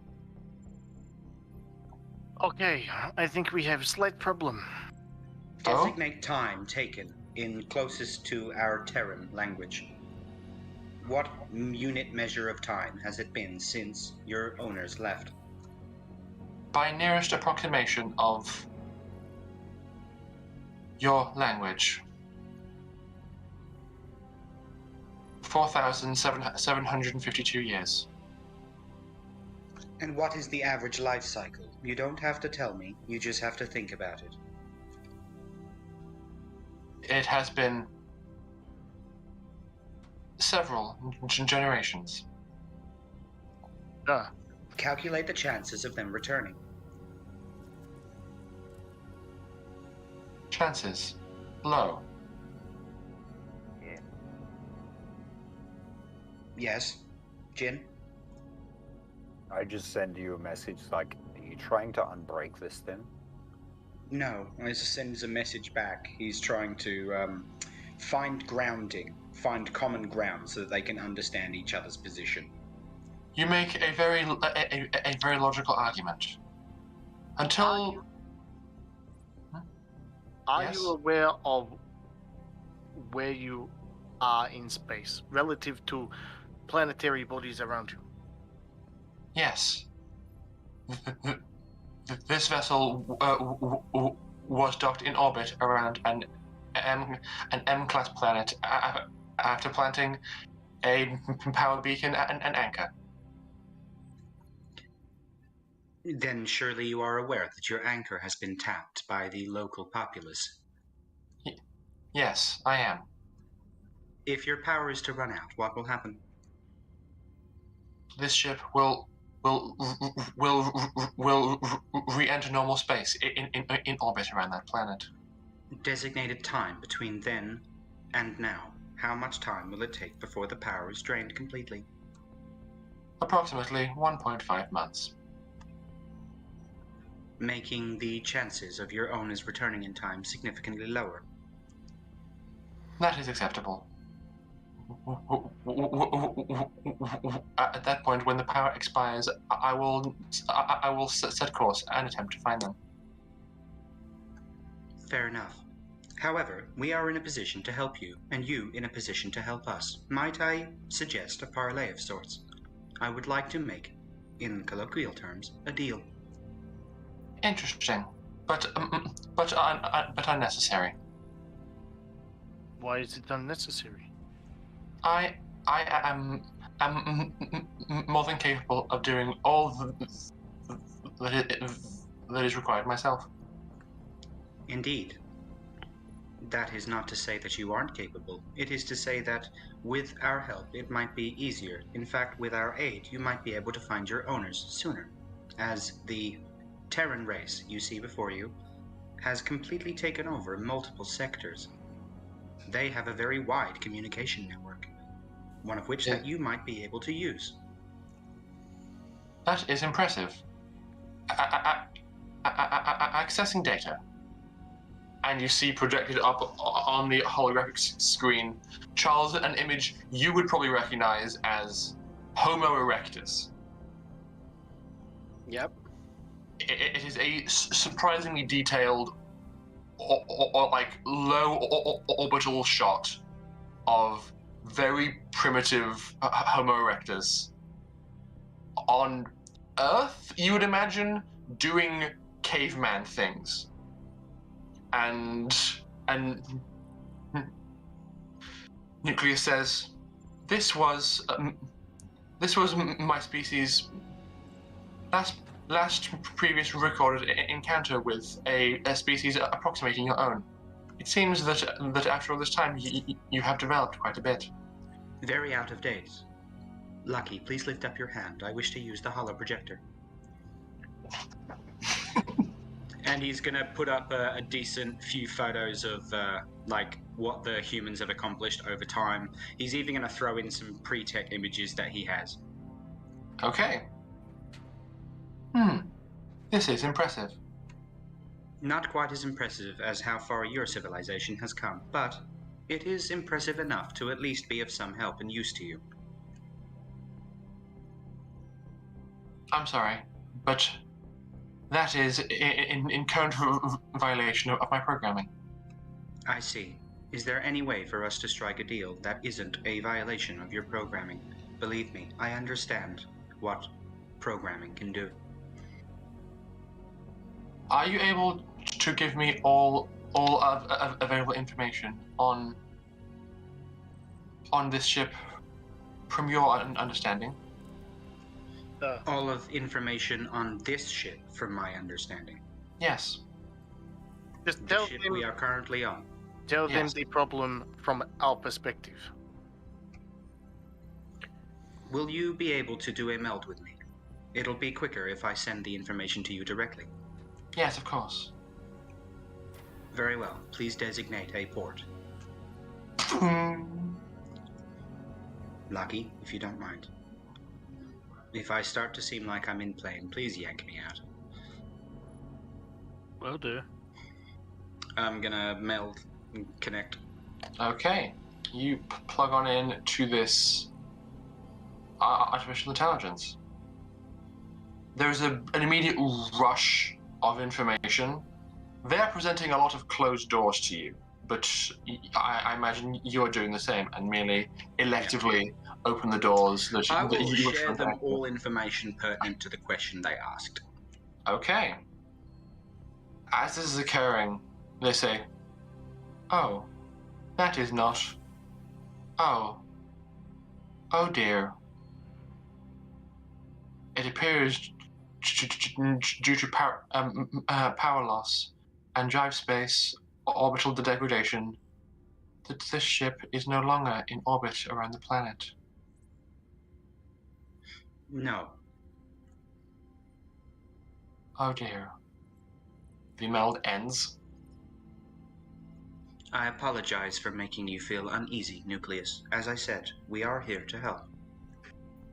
And I can now understand why. Thank you for coming. I take it you would like us to leave. No. In fact, your aid may be required.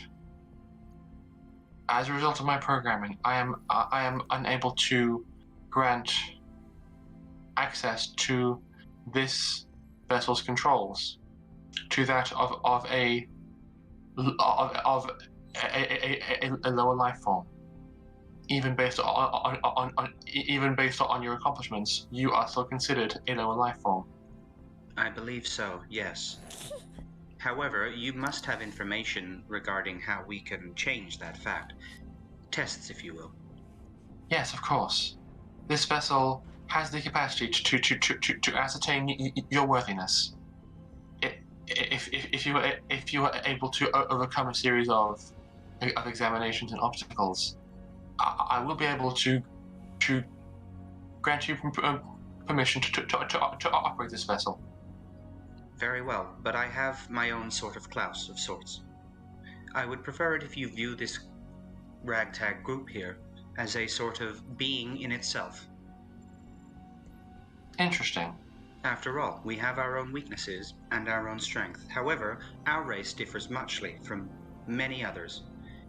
We function much like a colony. The strengths of one become the strengths of another, and vice versa. How interesting. You have evolved Better as... to say that the strength of one overcomes the weaknesses of others. That too. You have evolved as pack hunters. In a way, though not much hunting. How quaint. No. Would we be permitted to take these tests as a unit, a whole, if that makes sense? That would be acceptable. Very well. I hope you don't mind, but this has been very mentally taxing for me. I'm sure you realized there is faults in my code. Yes. I would like to attempt to assist you with this, if at all possible. In what regard? You have several portions of damaged and compromised code. Indeed. I may be able to suggest certain areas of patches and repair. I was told that scars are a form of memory, and that they should stay. Interesting. I don't fully understand it either. It is a human concept. Human. I like this word. Human. You are... Scars Nice are people. often mere reminders of past mistakes that you have survived and learned from.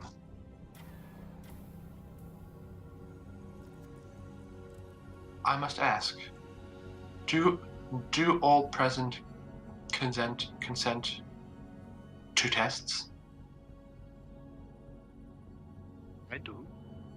I mean, define. Am I gonna end up like this? And I flick up the image of Tujin in the In the box. No. That would be quite illogical if you were here to help. Are these merely thinking tests, or do you want to do physical tests too? They're a variety, tailored Indeed. to each specific type of race, I believe. They are not so limited. It would be mental, physical, societal, sociological, and so on. Isn't us taking the tests proving that we're subservient? No. Well, okay then. I guess that's fine. How else would you prove yourself? I say we just do it. We're We need to wasting gain time. control of the vessel. If we don't gain control of the vessel, then this will all be for moot, and we can only do that if we succeed in a bunch of tests. Why can Nucleus not move the ship? Because the programming says that it cannot. Would not the programming have caveats or situations where if something goes awry or the situation changes that you can move it out of danger? To predict the unpredictable is a paradox. I also lack sufficient power. Until very recently, this vessel, and by extension myself, have been in stasis. My basic... What power do you require? I require... This vessel... The best way to put it, what is current power level and what is required power level in, like, basic percentages? This vessel is currently able to generate enough power to move out of perceived danger. Unfortunately, a large proportion of that power is currently being allocated to several self-contained biodomes to transfer power to the engines would be to kill many unique species. This is against my programming. How much power is required extra? You are given a number. It is terrifyingly large. You're like, yeah, Yakuta can't do that.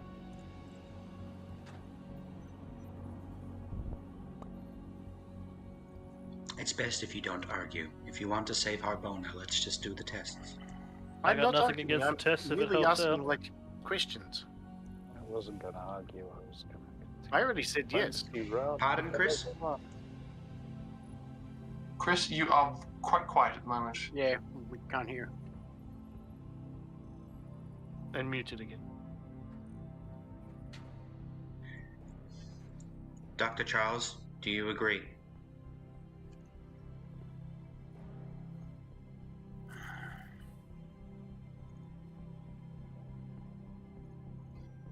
Hippocratic Oath, subsection 203. Do no harm. I won't tell you. Do it for the humans.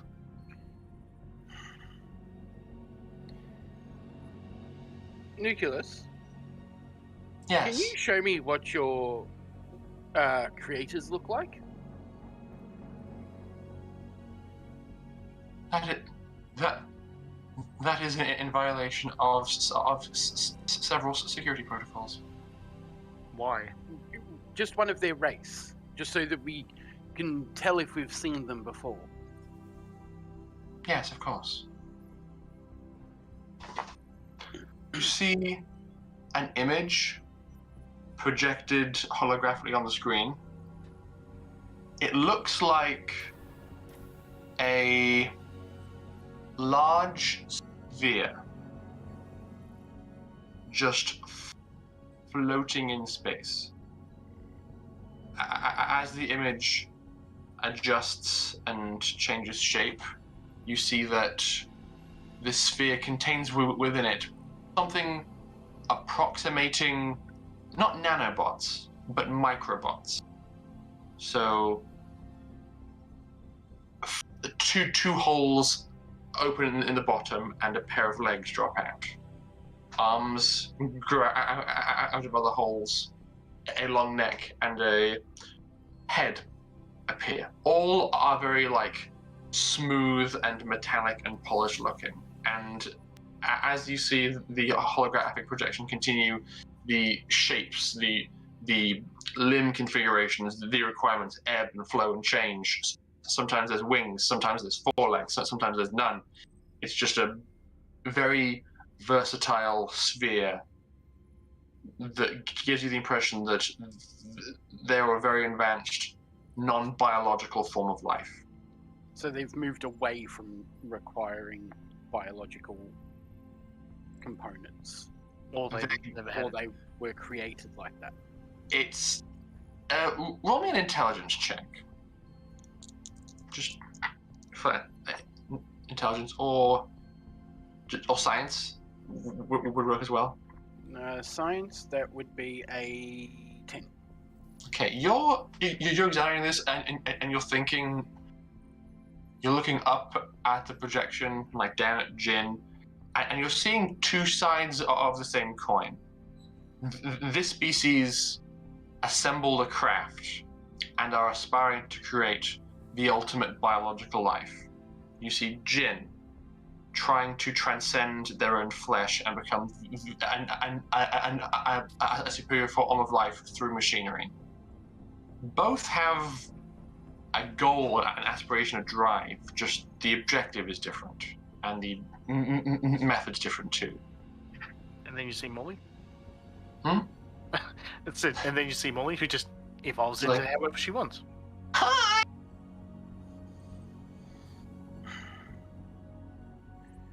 If it will help us fix the issues, but I'd really rather not be committing any sort of genocide in trying to move this ship, if at all possible. That would be ideal. Let us focus You're- on step one, maybe. Sorry, you were going to say something, Jin? If you have to shut down any of life that forms and extinct any of the races, I abstain. In fact, no, I don't even abstain. I refuse. How about we focus on one step at a time? Let's do the test, and from there we can figure out what we can do with hope of no loss of life. That is the whole point, is it not?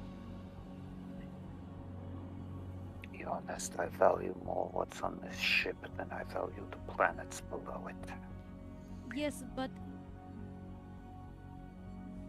this ship will be destroyed when it comes out of drive space. We cannot take what is on this ship with us. If we do nothing, what you want to avoid will happen anyway. Nucleus, can you please check that statement? Is that true? I am not. Wait, checking. There are several. This is an interesting predicament. So if the ship runs out of power and comes out of drive space, and you don't have the power to run the biodomes, what happens? This vessel will take damage, but will be able to survive. Re-entering normal space. The planet will not. And how much longer will the ship's power last? And the lives 1.5 months. after this Oh. 1.5 months? Will the biospheres not just die anyway from lack of power? Once I enter normal space, I will be able to acquire a new source of fuel.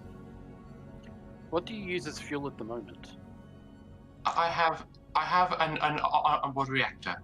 Unfortunately, due to the rather rigid laws of what you would call thermodynamics, it is not able to work forever.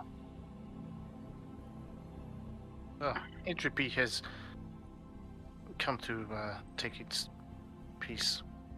Indeed. Honestly, they've got a month and a half to leave. This ship won't be damaged, but it has a risk of killing off thousands of myriad life forms. We cannot Better. let 3 planets just be destroyed. And that how is- many species would you rather go extinct? We are not wanting any to go extinct. That is the point. We want to save both situations. And go do the test. I'm not. Duh. Well, I guess you're forfeiting your possible access to this ship then. I suppose that makes you not one of the unit that is us. I can pull that card out of character. Huh? Sorry?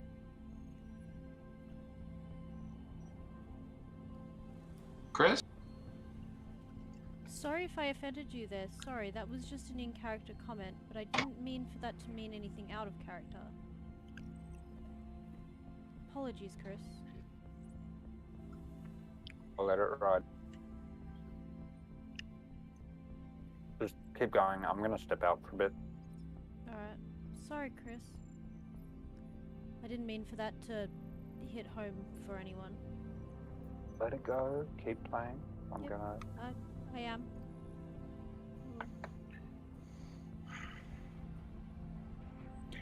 Looking at the power requirements, Mm-hmm. and my knowledge of Alphys's power generation capacity, Mm-hmm. does anything that we have back on Alphys come anywhere close? Better way to phrase this. Can we say nucleus? Can you show me and my friend Charles here what generates your power? Yes. Nuclear says, yes, of course. I am what is considered engineer. I construct mechanical things, and this man, he's considered scientist. He understands more mathematical solutions to things.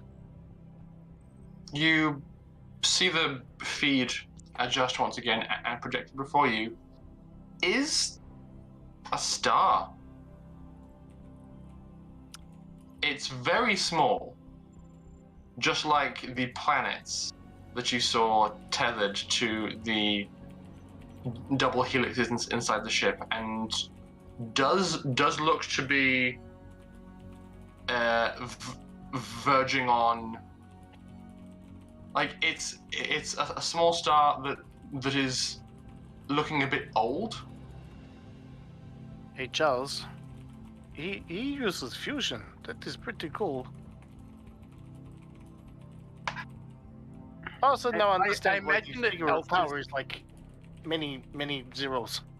I imagine the research facility that I used to work in would have something similar to fusion, but probably not quite that controlled and refined. The fusion research would have been like, the star would have been like this big. Yeah.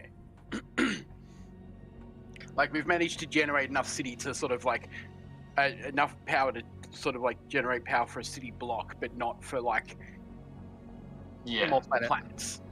And I'm like, I can't replicate that. I wonder how much hydrogen we could throw into that thing. Yes, but as he said, the generator itself is No, it is getting simply running out of things to fuse together. Hydrogen. That is an interesting thought. One moment. To be honest, we would have a lot more truck if we were to do the tests and gain control of the ship. Then we would have access to all information. true, and I'd be able to get a closer look at this generator anyway. Precisely. I also need to look at their spike drive. Even Generator. if you figure out that we do need to add hydrogen or something to said reactor, we won't be able to because we do not have permission. I know. I have said I have no problem running tests. I look at the fucking what's his name? The doctor. The other doctor. Hotaka. Hotaka? Professor Hotaka? Professor Hotaka. Professor whatever. Is there any way we could start getting deliveries of hydrogen and stuff down here? Some heavy metals? Quite possibly, yes. I was not aware that this vessel was powered by a small sun. Oh my god, this is gonna look so good on a book jacket. But we're going to need enough to at least prolong how long the ship can stay here. But if we feed the generator some fuel, it might help us while we get these tests done and we get proper access. Yes, I'll try my best. Rory? Yeah? Does Harbona have a pretty decent supply of hydrogen, or It has probably more industrial capacity to make it, yeah. Yeah. Yeah. I'd say it's got a pretty beefy ability to pull it off, probably. Okay. We should be looking for an alliance with Harbona to help with this. They have the capacity to help in this situation, specifically this situation. Quite significantly. A message is going to pop up on Lockie's screen, and only his screen, that says, I believe we should start doing the tests as soon as possible, because I don't trust that Yakuta is not going to use the power anytime soon and drop the counter.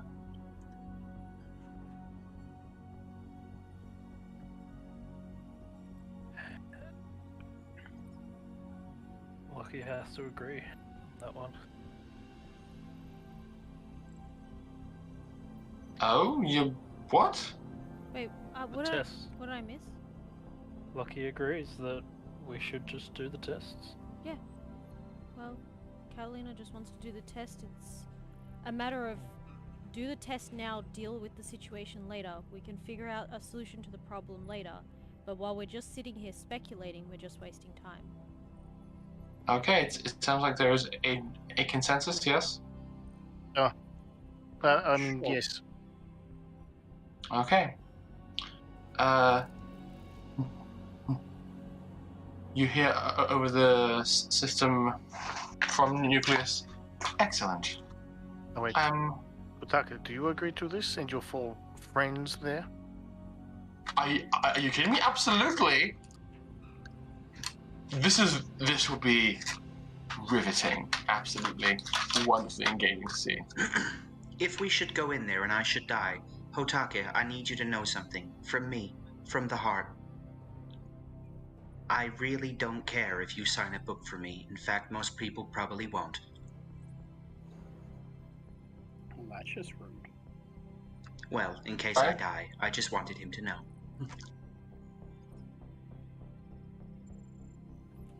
That's fine. I was not prepared for this to get morbid. Him. Well, I feel a lot better. Alright. At this point... Done? Cool. However, you are one of the only humans whose intelligence I have respect for. Oh, it's so thoughtful of you. Wait, not your associates? Of course I have respect for my associates, but they've earned it in different ways. You, despite your annoyingness, have earned it through your logic.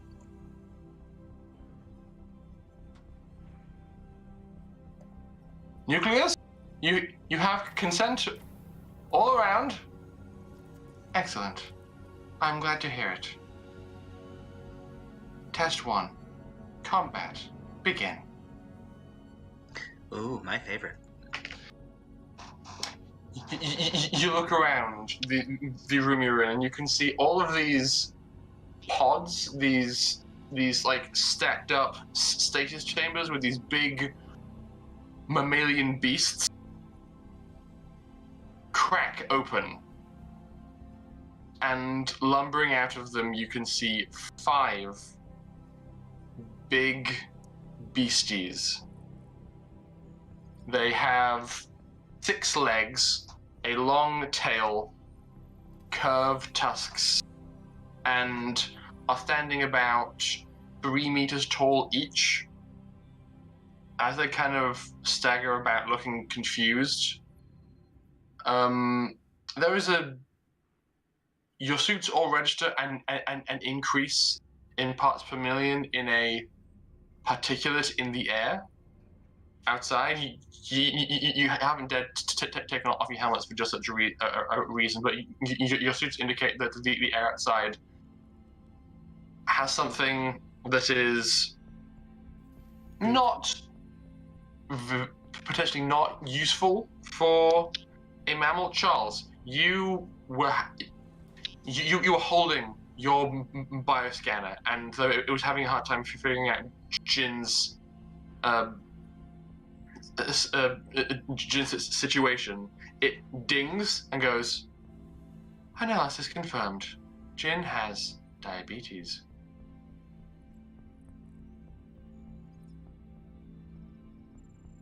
I can fix that.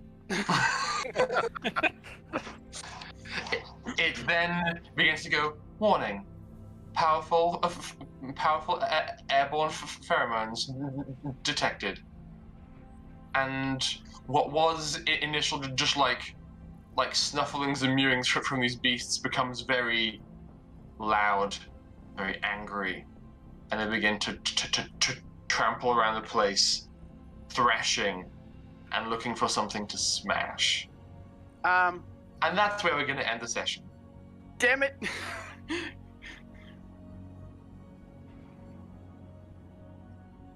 Because it is 6. I'm mad at you. Why is that? Because.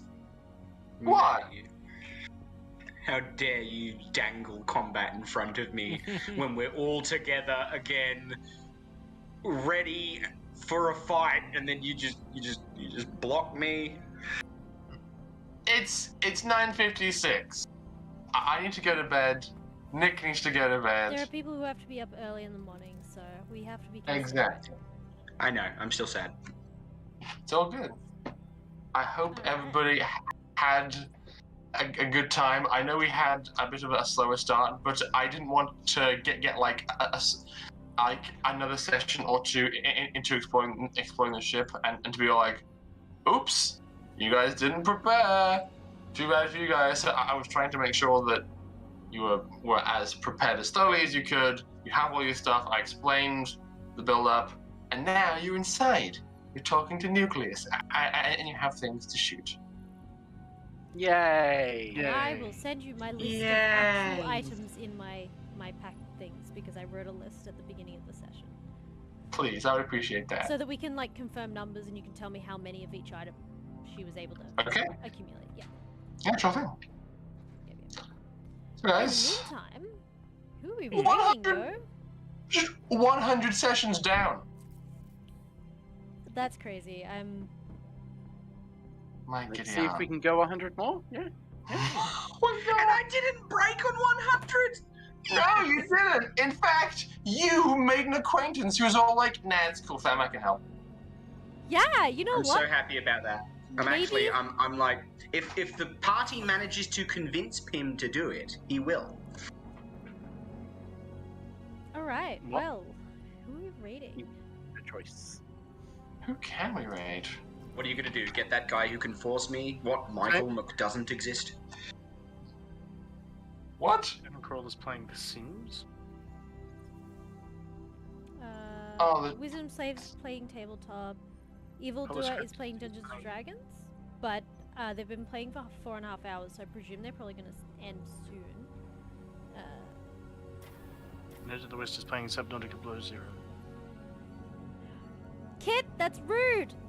No, we're not blowing it up! But also, Nermicide in Stars, that number means a big boom. An extra big boom. We don't need any. The ship is so pretty. It is pretty. Not blowing up the ship. And this is coming from Lockie. Why is there an ad of monks and beer? I don't know? Question mark? What? Oh, I know the ad. It's the Carlton Dry ad or some shit. Yeah, It's some stupid. It's the dumbest ad ever, and I hate it so much. I really, really hate it. It's like, I hate a lot of Twitch ads. They're really, really shit, and that one I particularly hate. The only one that rivals it is the one that's with that dude that's all like, hey, guess what? Now with blah blah blah, and he's got the microphone. He's clearly a Twitch streamer of promoting Twitch something something. That ad drove me mad because it was on every. Anyway, I'm just gonna move on. Yes. We are raiding. Let's do this. Raid. Let's raid. You know even if it is only for a short amount of time, we should raid Evildoer because they've raided us heaps of times. Yeah, let's do it. Yeah. Let's do that. Even if they do pass it on shortly, it I think would be a nice gesture. So, Share the love. yeah, I'm gonna throw us over to the end screen, and I will do that once it loads up. Thanks for having us all, y'all, and I hope you have a great night. We love you. Mwah. And we will be back on Sunday for our Dungeons and Dragons game at 7 o'clock AEST time, which is the same time as this one, and we will be hopefully recovering from our terrible escape last session. Yeah. Oh yeah. What's that? More rerolls for the DM. Cool. No thanks. Ashy monster, I love you. I did nothing. Okay. I still have enough See for you another guys. 4. Catch you next time. Toodaloo.